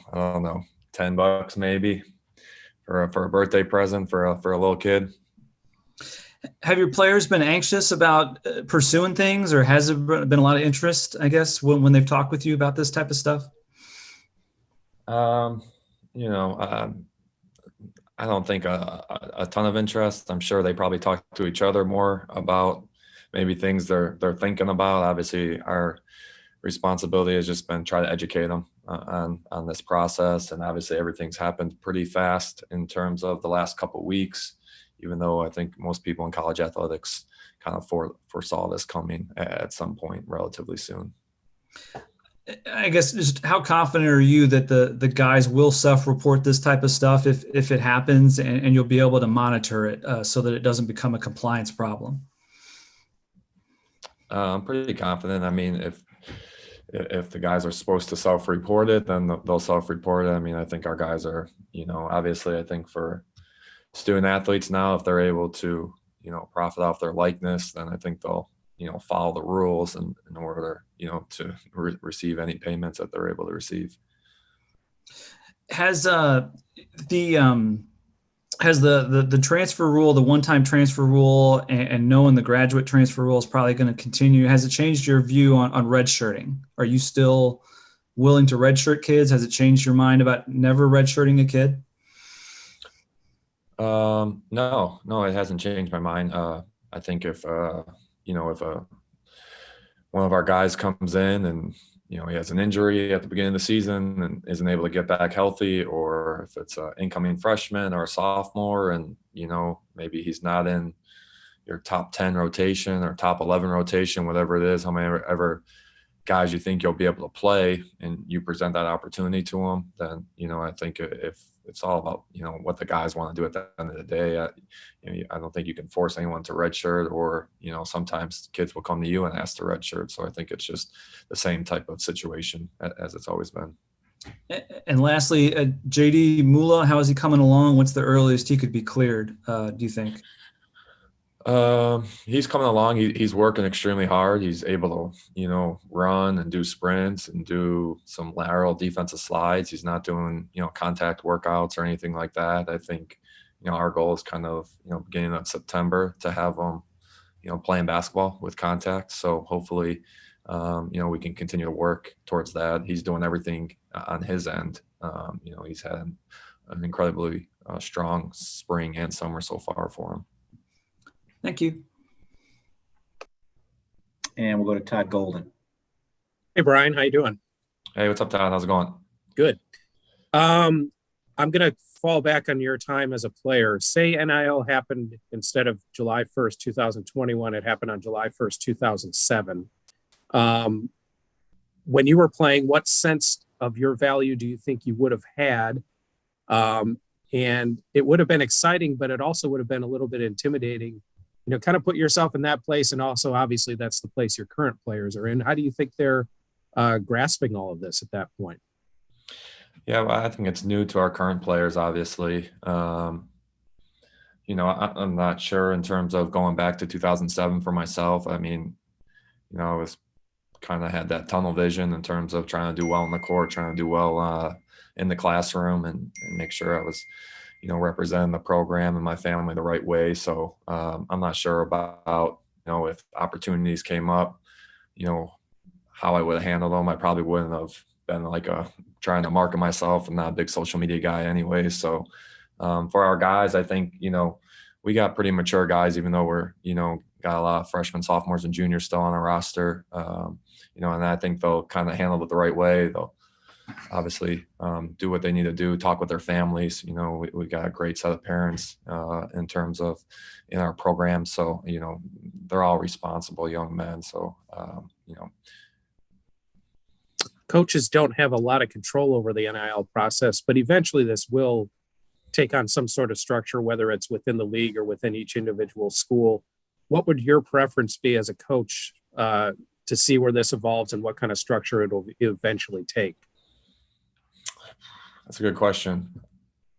I think maybe just having it across, college athletics somewhat, everyone under some type of uniformity in terms of, whether it's just everyone is free, it's a completely free market, or there's certain, regulations and protocols and guidelines that everyone has to follow. I think, and I think that'll happen, as things continue to work themselves out, obviously at much higher levels than, myself and, our basketball programs. That's all I got. Thank you. Harry Schrader. Hey, Brian, two questions. First, Drew Valentine said that he's talked to you a little bit about what's it like to be a first-time coach and taking over a program. What kind of advice did you give him? And then secondly, you became a head coach, so you had that first year that was all brand new. Your second year was a COVID year. Does this year finally feel like, okay, I've finally found the way I want to do this? Or do you feel like you're finally hit semi-normal there in Carbondale? Well, this summer is a lot better than last summer. That's for sure. I think that's for everyone. And for a lot of the guys in our program, except for the guys we have, it's the first time they've had a summer in Carbondale, without the quarantines and isolations and all that. So, that's been beneficial for the program. I think, I'm still trying to grow, still trying to learn, still trying to figure out what the best, summer format is. And I think that also depends on where your program is at and, how old or how young your team is, depending on maybe what type of workouts you do. And, just in terms of the culture part of it as well. And I think for Drew, Drew's obviously, he's been with Coach Mosier, for 4 years, and he's going to do an unbelievable job there.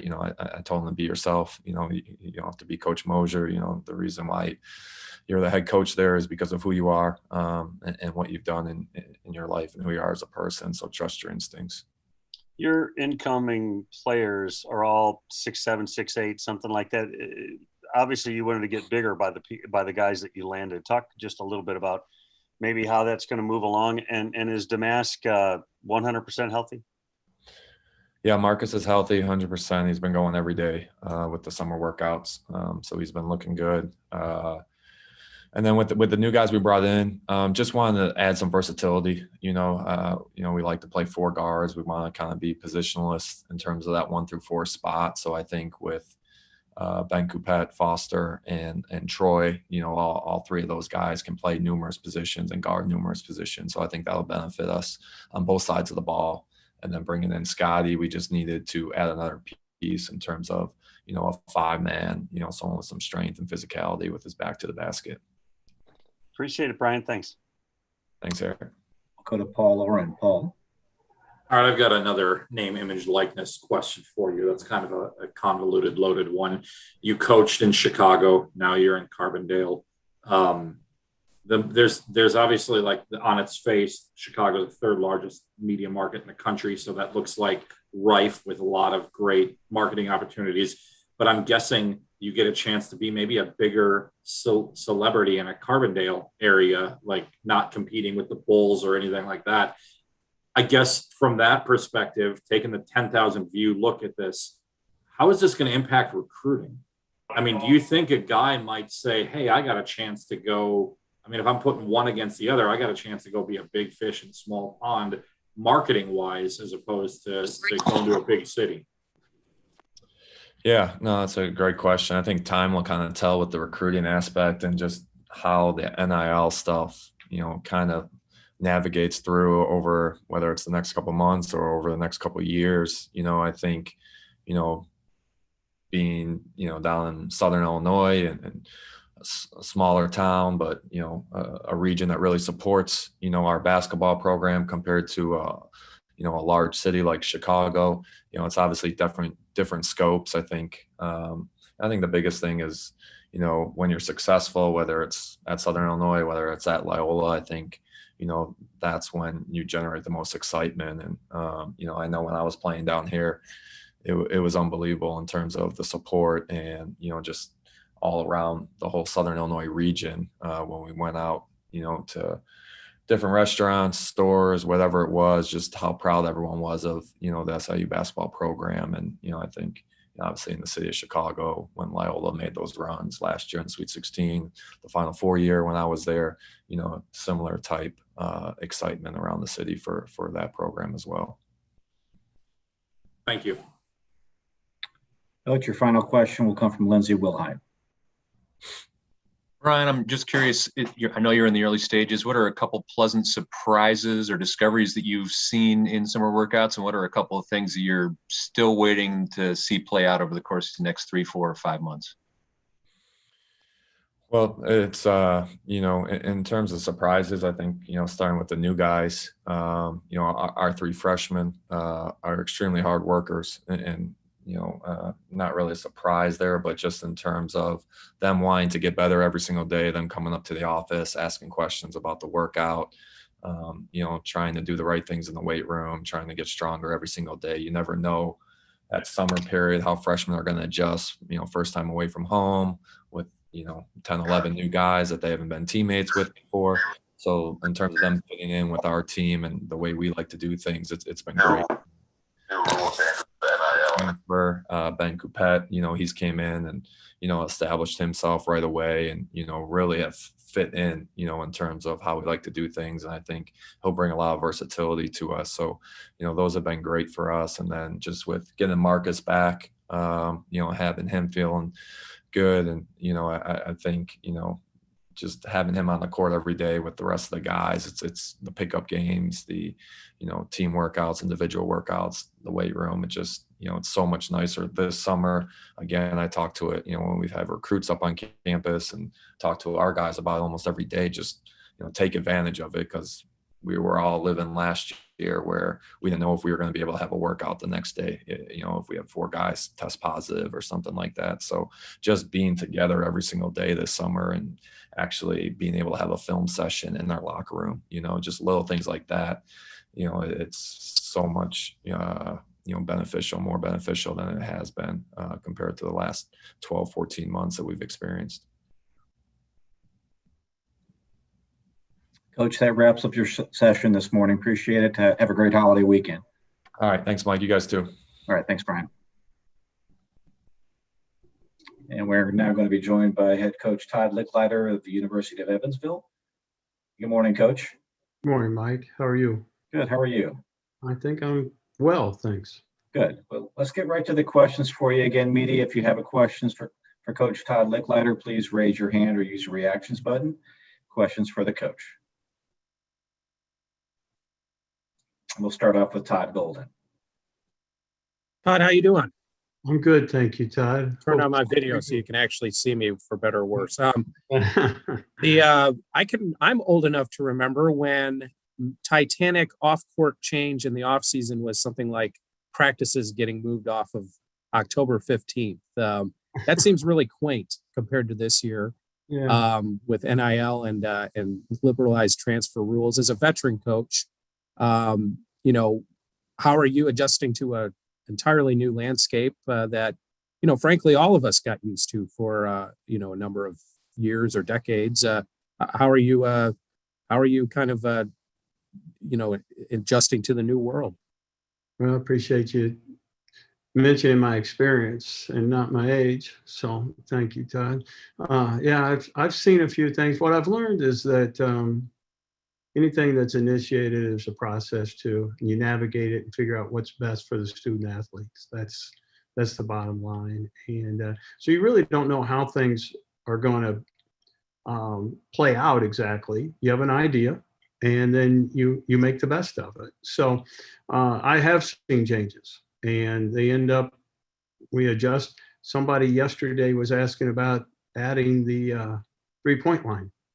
I still remember that. I think it might have been back in the late 80s. So things, and I'm all for that. At the time, you weren't sure. You didn't know how you were going to use that, or other things you've mentioned. So I think that you keep in mind what's foremost, and it's the student athlete's welfare and the best situations for them, and then you work from there and make the best of any change that's brought on. I've been asking a lot of coaches this. The coaches don't have a whole lot of control over where NIL is going, but eventually this will take on some sort of structure.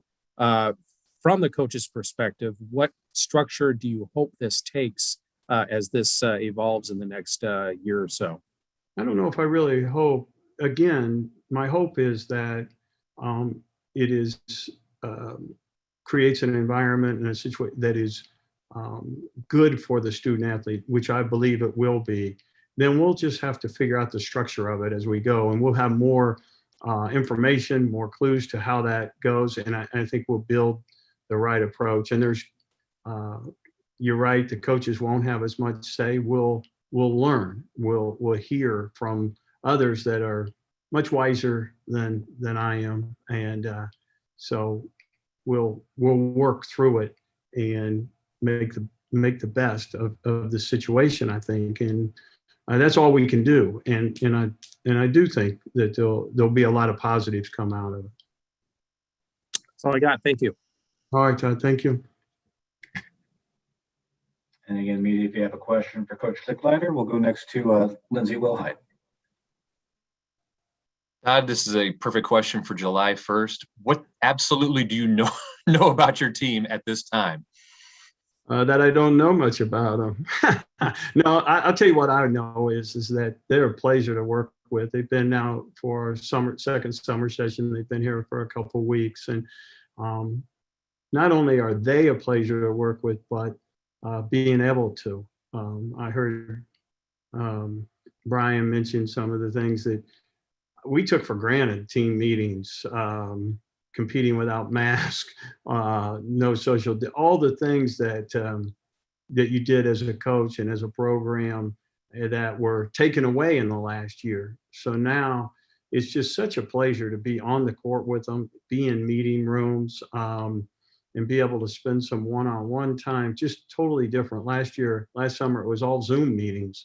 And although they were beneficial and I'm thankful for them, they weren't ideal for development of team and players. So I think this year's team, what I've seen is that, and one of the goals was we've got really good balance. We have balance in the class. We have balance on the court as far as, our classes are balanced out better, and our front court and back court are well balanced. And I think that they'll be able to challenge one another in practice, which will help, but also have a lot of support, have a little more depth than we've had. So they've just been a pleasure, and it's fun to watch the veterans, the returners. Linda helping hand to the incoming guys, the new guys, to set an example and show leadership. Is it too soon for any of the new guys to do some things in the workouts that make you and your other coaches kind of look at each other when you get together afterwards and go, I think this young man right here can fit in X, Y, or Z, that kind of thing? And if so, who might that be?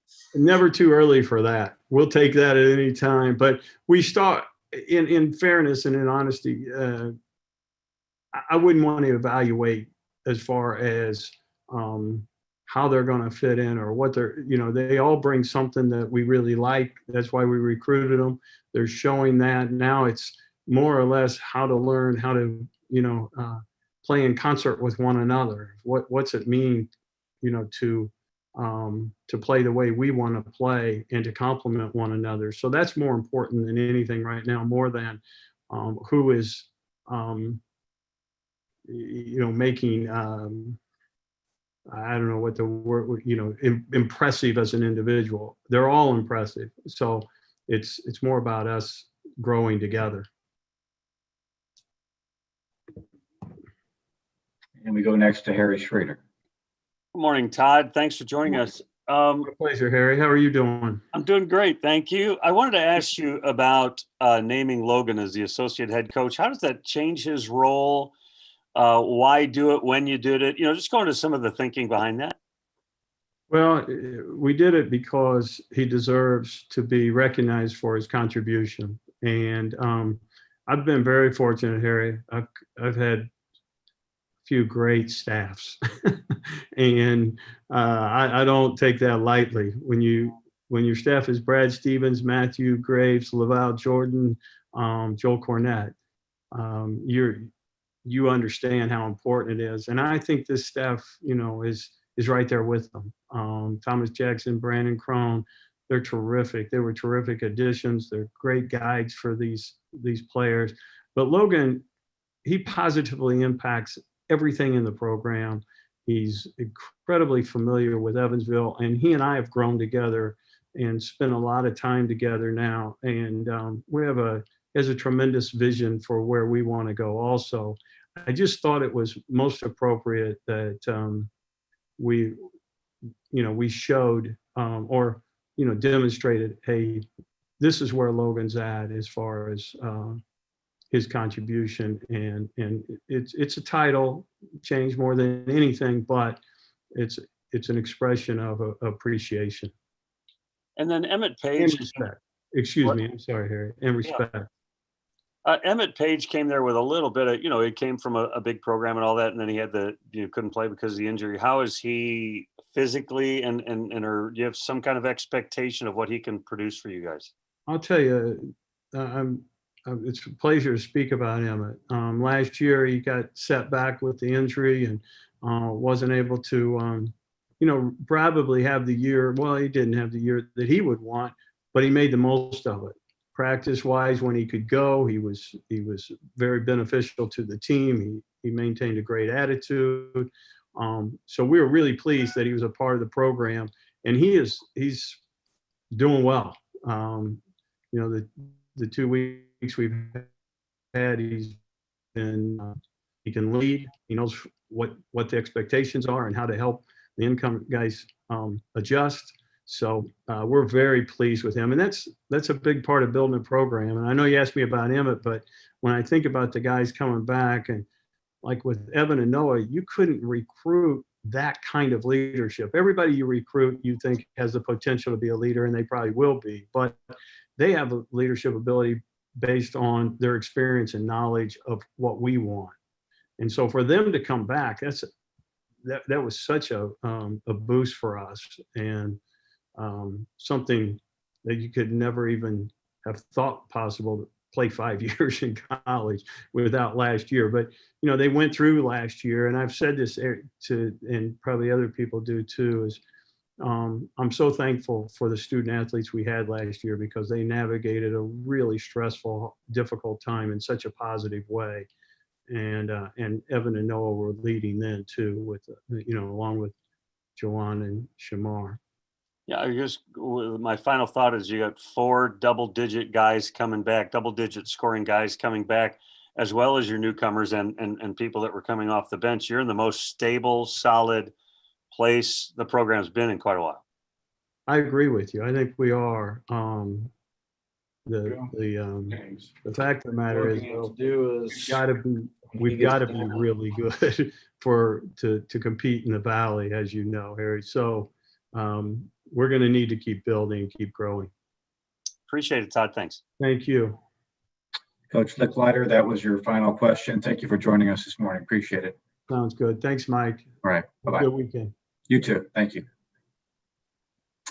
And we're joined by head coach Ben Jacobson of Northern Iowa. Good morning, Ben. Morning, Mike. How you doing? Good. How are you? Good. All right. Questions for the coach. Again, immediately use your reactions button if you have a question for Jake, and we'll get right to it.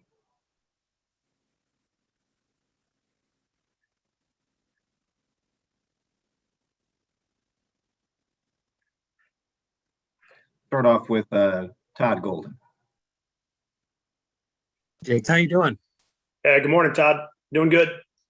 I was telling Coach Licklider this. I'm old enough to remember when Titanic offseason change was like practices being moved off of October 15th. That seems really quaint compared to what we're experiencing this year. As a veteran coach, how are you dealing with the winds of change?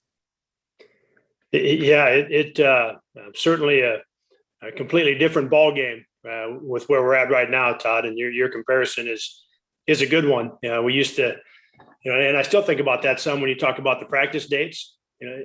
Having official practices in September. That still, that seems strange. When guys that have been doing this for a while, the October 15th was the magical date and one that you really look forward to. And but these changes are far more significant. These changes are, I believe, far more impactful, and certainly from a student athlete standpoint. And so I guess from our standpoint, Todd, we're embracing the changes. Going to do everything that we can to educate our players, educate their families. Once we have we're in a state, Todd, that did not pass an individual state law. And so our institution right now is in the process of and real close to having a policy in place, that will govern it for the time being, right? Until we get to the point where there's a national standard, if you will, for what NIL is going to look like. And so at this point, Todd, I think this is going to be it's going to be really good for student athletes, right? This is going to be really good for young people, but extremely important that we do a great job, as our head coach, in terms of my staff, that we do a great job of educating our young guys so that we do this correctly, and so that they're able to benefit, maybe for lack of a better term, benefit in the best ways possible with what the new rules are. So they're significant changes, Todd, and I'm not a change sometimes frightens me. I like things in order. I like things to be pretty consistent across the board, and I'm okay if things stay pretty normal, if you will. But I really like this. This is as impactful in terms of change for the student athletes, and what it can mean for them, while they're in college. And so we're going to work hard to educate our guys and their families, and work hard to do this the best way we can. In a way, you kind of prefaced my next question. There isn't a lot of structure right now. Indiana, like Iowa, doesn't have a law, so the schools are on their own to some degree. But this will take on a shape at some point, whether it's national legislation or the NCAA when they come up with a permanent policy. Even though you don't have a whole lot of control over it as a coach, you get to deal with the ramifications of it. What structure do you hope this takes as this evolves over the next year or so? Yeah, and that's the right question, Todd. And I think all of us, we certainly are. But I'd start with, I've talked with, a handful of different coaches, and some that are jumping right into this today. Like they're going, full speed ahead today. Some that are taking a more measured approach, and they're going to take a little bit of time to see how things settle and then allow their guys to jump in. And some guys that are kind of in the middle, that would like to see it happen here, in relatively short order, but maybe not going full steam ahead today. And I think that's a lot to your question, Todd, is okay, none of us want to make a mistake, right? As we get this started, there aren't any of us that want to make mistakes and have there be, ramifications that'll negatively impact our student athletes. And so we're going to meet with our administration and with our players on Monday. Todd, we're off this week. We had the first 3 weeks of workouts in June. We're off this entire week, so we were not around our guys this week. So we're going to meet on Monday and go through our policy. Again, educate our guys. Do what we can to educate the families, and then move forward. And I think a real key to this, Todd, will be the communication between our student athletes, our coaches, our administration, and work. And it might be a daily thing. We talk about scheduling, and the obvious being recruiting, right? There's a couple things in your program that are daily things that have to happen.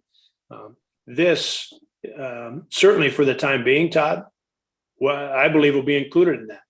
For a while here, this could easily be a daily conversation as we get information, or as something may happen with one of our players, and they bring it in and sit down with our administrator, and they find out something that we need to share with the rest of our team. So I believe it's going to be, communication is always important, but specific to this right now, Todd, I just think it's going to be daily communication and see which way the road curves here early on, because maybe it's 3 months, maybe it's 6 months, as you said, maybe it's a year, maybe it's 18 months before this gets into one lane where everybody feels like we're all on the same page and doing the same thing across, state to state and across the country. So I just think it's going to take a ton of communication early, and working hard to help our guys the best way we can. Appreciate it. Thanks a lot. Okay. Thanks, Todd. Todd Hefferman. Hi, Ben. For your recruiting classes for 22 and 23, are we are we overestimating this as a recruiting factor and name, image, and likeness? Is it going to be a big factor? Do you think it's going to be a factor at all? Yeah, that's I don't know that it will, Todd, until it's a little more standard across, across the country. Now, there's so many. I guess, maybe I'll backtrack just a little bit, Todd. There's some factors that could come into play. As it gets to be, as I was talking about with Todd just now, as it gets to be more of a standard for everybody across the country, I think at that point it will be easier for recruits and their families to make some of the comparisons as to maybe what's happening and what it might mean for them in terms of recruiting and where they decide to go. I think early on here, Todd, because there's going to be different things happening in different states. I don't know if there's any two ways around that.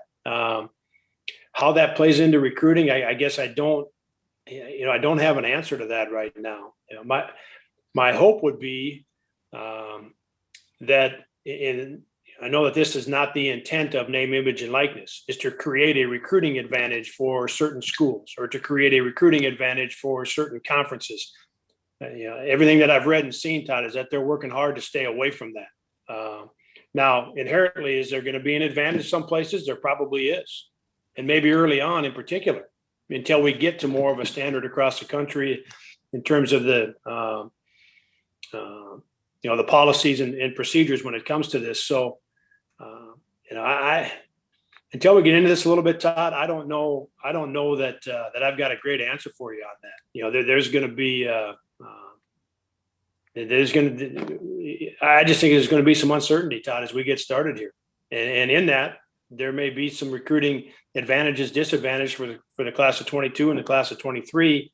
There may be some things that are happening at one place that aren't happening at another. And that may come into, that certainly may enter the picture for them when they're making their decision. And let's talk a little basketball. How is AJ Green and what do you like about your team? AJ's doing well. He passed his final functional test about a week ago now. And so his hips feel good. His rehab has gone very well. From a strength standpoint, he's getting close from a movement, side to side, from an explosive standpoint, running and jumping. He's still not where he wants to be before he gets back into, live action, whether that be 1-on-1, 3-on-3, 5-on-5, Todd. So he's doing great, but we've got, he's got some more work to do just in terms of the, working to get some of the quickness, the mobility, the explosion, that hasn't all come back yet. And so if that's 2 weeks, 4 weeks, 6 weeks, I think within 6 weeks, Todd, we're there. But he's doing great. And I appreciate you asking about AJ. And give me the second part of your question again. Just what do you like about your team? You have a lot of returners, but you did add a couple guys too. Yeah. I think what I would start with, Todd, is the Trey and Taiwan and Gonar making the commitment to come back. Having the opportunity, of course, to potentially do something else. Making the decision to come back, and the commitment to their teammates, the commitment to our program and our university. AJ, as we just talked about, is an important part of our our basketball program. He's getting healthy, and then Antoine Kimmons is back. Todd, and then he's a guy that we really missed last year, and I think I probably talked about it when asked. Last year, a lot of the focus was on AJ, and rightfully so.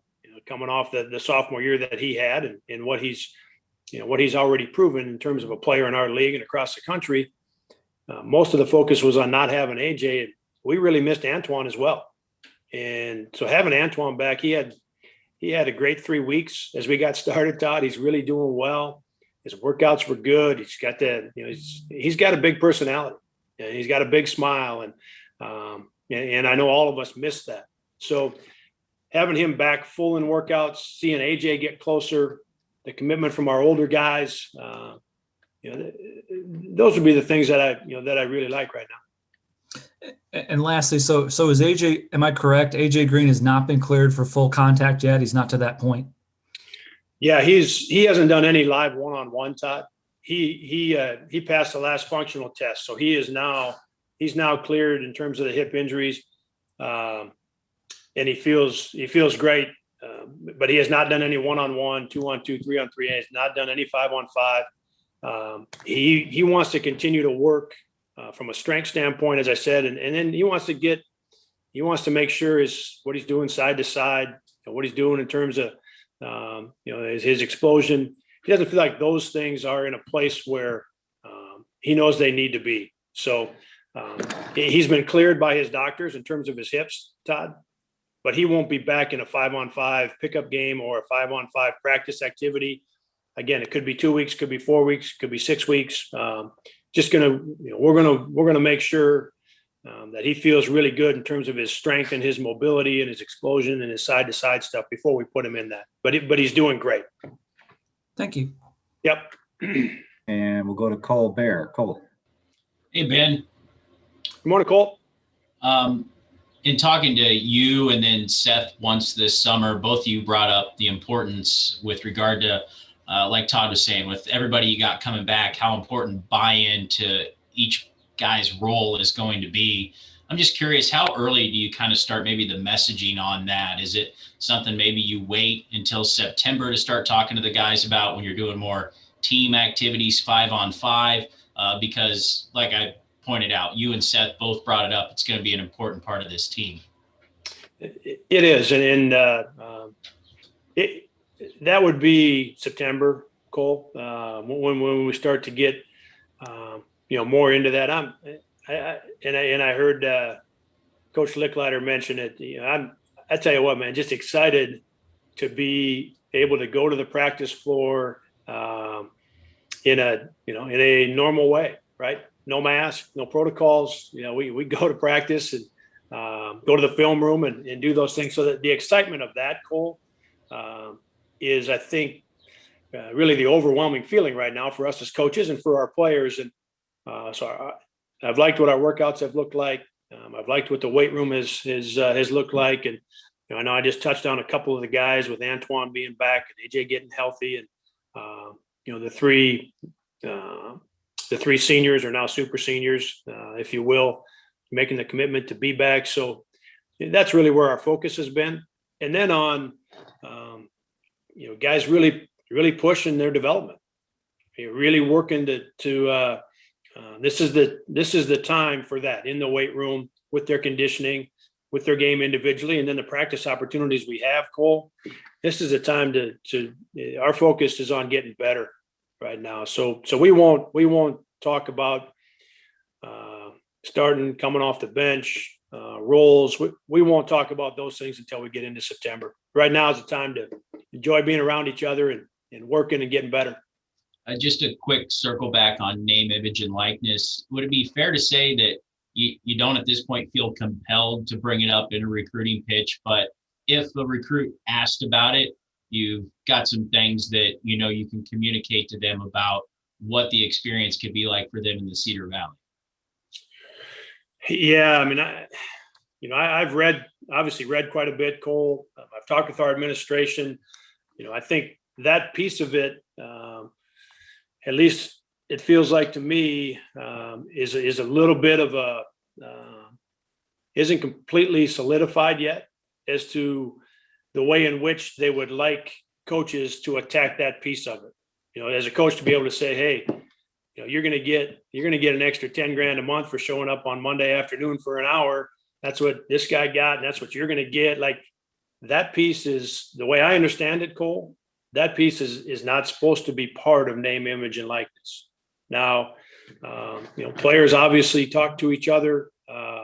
There's going to be, what I'm focused on is the policy part of it, and being able to educate the young guys and their families on that piece of it, and what it means, from what their opportunities will be from strictly from a policy standpoint, at this point, Cole.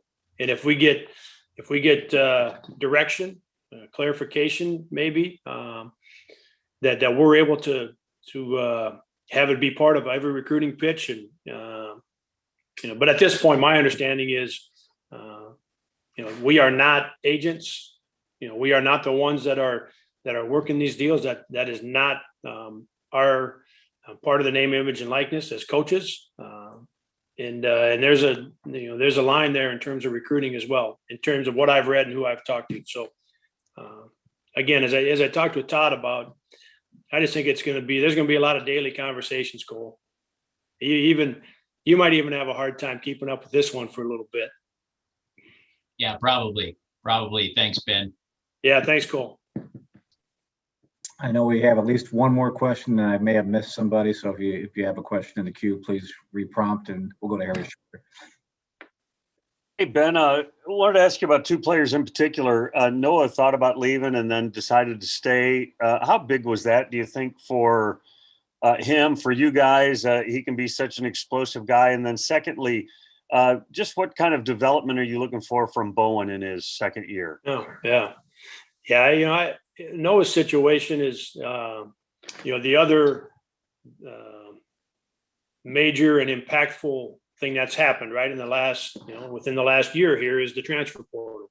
Now the big change this year, obviously the grad transfer has been in place for a long time, right? So it's been a number of years, but now new this year with the undergrad transfer portion of it,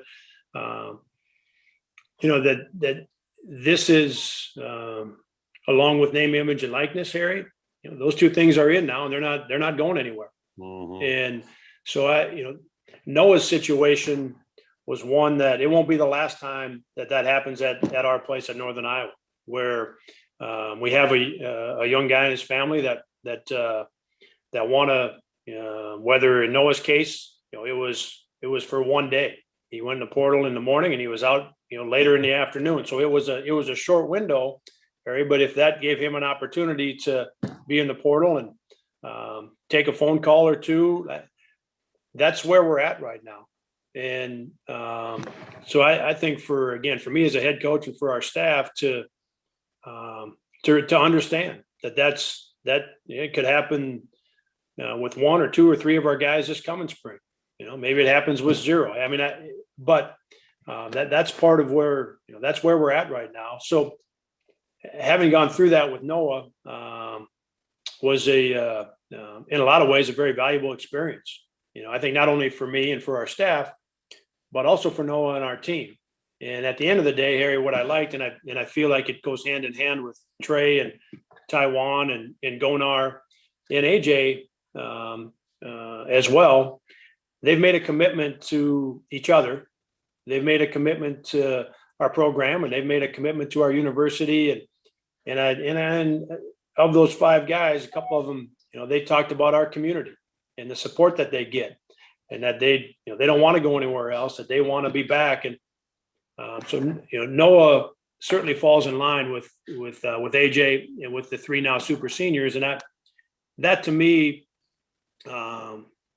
was I feel like was great for our program this spring, to feel that commitment from guys when they had opportunities to do something else. So really like where Noah's at. He's been great, since that happened in the spring. He's been terrific. So we've moved forward and things are good there. In terms of Bowen, he loves playing, and that, we've both been around this a long time, Harry, and that may sound like, well, of course he does. He plays college basketball, right? But I think, when as a head coach, we say, hey man, this guy loves it. He's got that little bit of a different level of, he pours everything he's got into it. And I think we saw that this past year in terms of him playing the point full time when AJ and Antoine were no longer available, and having to, improve and make some adjustments to his game and be a little more of a playmaker. And what we also needed him to really score the ball this year. But he watched a lot of film, and he worked hard to get better in terms of how he saw the game and the reads he was making and what defenses were doing. So I think continuing on that line, film work and understanding defenses and making reads, he's going to do the other stuff, Harry. You know, the weight room, the conditioning, the basketball workouts. He's one of those young men that is going to do those things, and he's going to do them. You know, don't do it until you get it right. Do it until you can't get it wrong. That's him. So feel great about where he's going to be in terms of the, again, weight room, conditioning, basketball. And then he loves studying, you know, then it's just continuing to grow as a player in terms of the reads and understanding defenses and how that all fits in. Appreciate it, Ben. Thanks. Yep. Thanks, Harry. Thank you very much. Have a great 4th of July weekend. Okay. Yep. You too, Mike. Thanks. All right. Bye-bye. Just a note to media, we're going to have a brief round table after our final coach, and we are joined now and happy to introduce Josh Schertz of Indiana State, one of our 2 new head coaches. Good morning, Coach. How you doing, Mike? Yeah, I guess this afternoon. How are you? I'm doing fine. How's things your way? Very good. Thank you. Let's get right to the questions for you. Again, media, please use your reactions button if you have a question for the coach. And we'll start off with Harry Schrader. Josh, good to see you again. I wonder, after getting there and getting to know people and seeing Tyreek up close, what's it like to see him up close every day? Does he meet the expectations that you had before you got there? Yeah, I mean, I knew how good a player he was. I think the things as you spend time with somebody on a daily basis, he's a fantastic human being. First off, unbelievable worker, competitor. The way he handles himself, the way he treats people around the community. He's obviously got a tremendous platform here in Terre Haute, small town that loves college basketball. He's the superstar. Could certainly carry himself in a way that's less gracious, and he's just so kind to everyone, fans, other students. He's beloved. In terms of a coach, every box you want checked. Great worker, sets a phenomenal example for his teammates. Unreal competitor, wants to be good, wants to be coached, wants to be pushed, wants to be told the truth. So the boxes that you want checked from your best player, he checks them all. So incredibly fortunate that he decided to stay and come back here and do his super senior year at ISU. I read Todd Golden's piece about your Lincoln Memorial guys kind of teaching the team how you want to do things, and yet some of the veterans going to have to the balance of all of that. How is that going in terms of putting in you're a little bit more of an NBA style, and maybe Bryson's a big part of that, your assistant coach there. But just talk about the transition for the whole team of trying to navigate the new waters. Yeah, it's a unique challenge, right? You're coming in and you have 3 players from LMU and they have a general idea what we want to do, but even so, there's small tweaks you make based on personnel, so it's never a cookie cutter in terms of what you're trying to do, because you're trying to take advantage of a team's strengths individually and collectively, certainly with your best players, and every year that's usually a little bit different. So small and subtle tweaks. But they know what's going on. I think the other guys are receptive and trying to learn what's going on. Cam and Xavier Bledson, Cam Henry, Xavier Bledson in particular, been with me now 5 and 4 years. They're also really high IQ guys. So it's almost like having 2 more assistant coaches on staff, because they know what we're trying to get to, and from a cultural standpoint, what we want to be about, how we want to play. And I think, but they're going to have their own adjustment here as we get into the Missouri Valley and what that's going to be like. And so you have to really lean on, Tyreek and Cooper Neese and Julian Larry, who, were here, and certainly even to an extent, Caleb Stevens, who didn't play but was here, in terms of what that's going to be about. And we're going to have to kind of navigate our way through the league. And on top of, figuring out stuff on the court, there has to be a level of cohesion and chemistry off the court, and a level of camaraderie. And so trying to do some things to connect with those guys and make sure we're working on the court and off the court to build that connection. Because the way we play, like you said, is a little bit different. And so much of it is based on guys being able to read the game and read each other. And that comes with repetitions. One thing we had at LMU that we won't have here this year is corporate knowledge and continuity, right? I mean, just corporate knowledge of how we do things, drills, how we want to play, guys being able to, so you can get a little deeper into layers and it's a little less messy, but they are, like I said, as a group, we got really good kids. They're working hard. Their care factor's high. They're trying to do what we're asked them to do. I have no qualms, with anything other than the fact that, we gotta get that learning curve going. So when, hopefully, where we are July 1st, we're a lot better place, September 1st and November 1st and on all the way into March.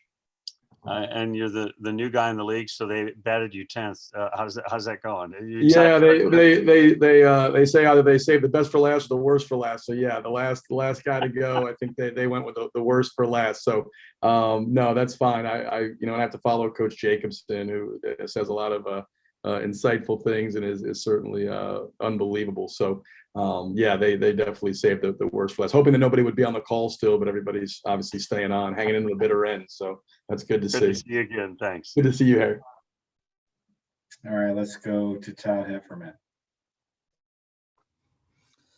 Hi, Coach. I'm with the Southern Illinoisan down in Carbondale. Hey, Todd.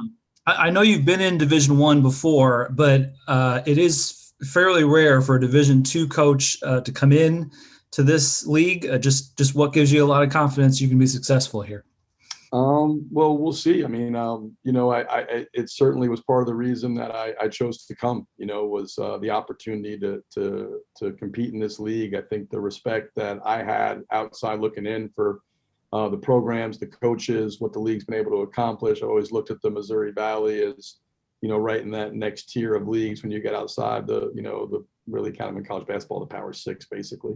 You get outside of that, I feel like it's as good as anywhere in the country. And on top of that, it's a league where I think the coaching is so well respected up and down the conference. There's just, fantastic coaches. And so for me, it was a chance to come in and really challenge myself and see if we could kind of build something here in the same vein as what we were able to do at Lincoln Memorial. So, again, it's you never know until you get in and you do it. But that was a big part of, what attracted me here. I'd had some chances to leave LMU and be a head coach D1. They didn't fit for various reasons. But a big part of why this fit was how much respect I have for the conference and the coaches that are in this conference. And then I felt like, wherever this goes 5 years from now, 6 years from now, I'll be a much better coach for having compete against these guys. So that was a big factor. You have a lot of great talent coming back. I wanted to ask you about Zach Hobbs. Won the national championship in Division II at DMAC. And, it used to kind of a little worrisome about those kids coming from the lower level, but Cleanthony Early was the Division III Player of the Year and took Wichita State to the Final Four. What's the best thing Zach Hobbs does? Shoot, no, but yeah, he's an elite shooter. He's got a really high IQ, knows how to play the game, and our system where there's so much reading, and it's really more structure and concepts than playing inside of those structure and concepts as opposed to, go point A to point B to point C. I think he's got an exceptionally high IQ for the game. So he's adapted quickly to how we want to play. And then he gives you elite shooting with size. He's 6'5", 6'5.5". He's got a quick release, capable of making a bunch of shots. I think he shot this year for them 45% from three and made about 2.5 threes a game. So Zach's a guy that definitely has a chance to impact us. He knows what he does well. I think he's one of those guys. He's pretty self-aware, doesn't try to get outside of what he can do, and he's got a pretty good feel for the game. So those guys tend to work out for us. I think he's tough and he's smart and he's skilled, and and so I think those guys, like I said, historically for me, have tended to have a positive impact on us. Thank you. Welcome to the league. Thanks, Todd. Let's go next to Paul Oren. Hey, Coach. Paul Oren from the Northwest Indiana Times, cover Valpo and the Valley. God, I'm going to get his first name wrong, so I'll just go with Peterson. Kimari, yeah. Kimari. I saw him play a couple times in high school. how did the relationship kind of get going there? And just what have you, is he on campus? What have you seen from him so far? Yeah, so the relationship part was it was twofold. One was, Matthew Graves had a connection with Coach Bugs, and I think he's an Indiana State guy, so I think that was kind of that connection. But Coach Graves, Matthew Graves, got him on my radar. Looked at him early. When I got here at the time in April, between the transfer portal guys maybe not being great fits and everything else, we had one player returning at one point in April, so we had a roster of one. So we were certainly on the lookout. That was before Tyree came back, or Cooper, K-Legs, and before we had signed anybody. Kimari fit though. I mean, he's a hard-nosed guard. He competes. He can defend his position at this level. I think he can stretch the floor and shoot. He's shown that they had obviously a really good team and a really good year. And in an area that's got a lot of talent. He was the consensus player of the year up in that area. Doesn't mean he was the best player, but he was the player of the year.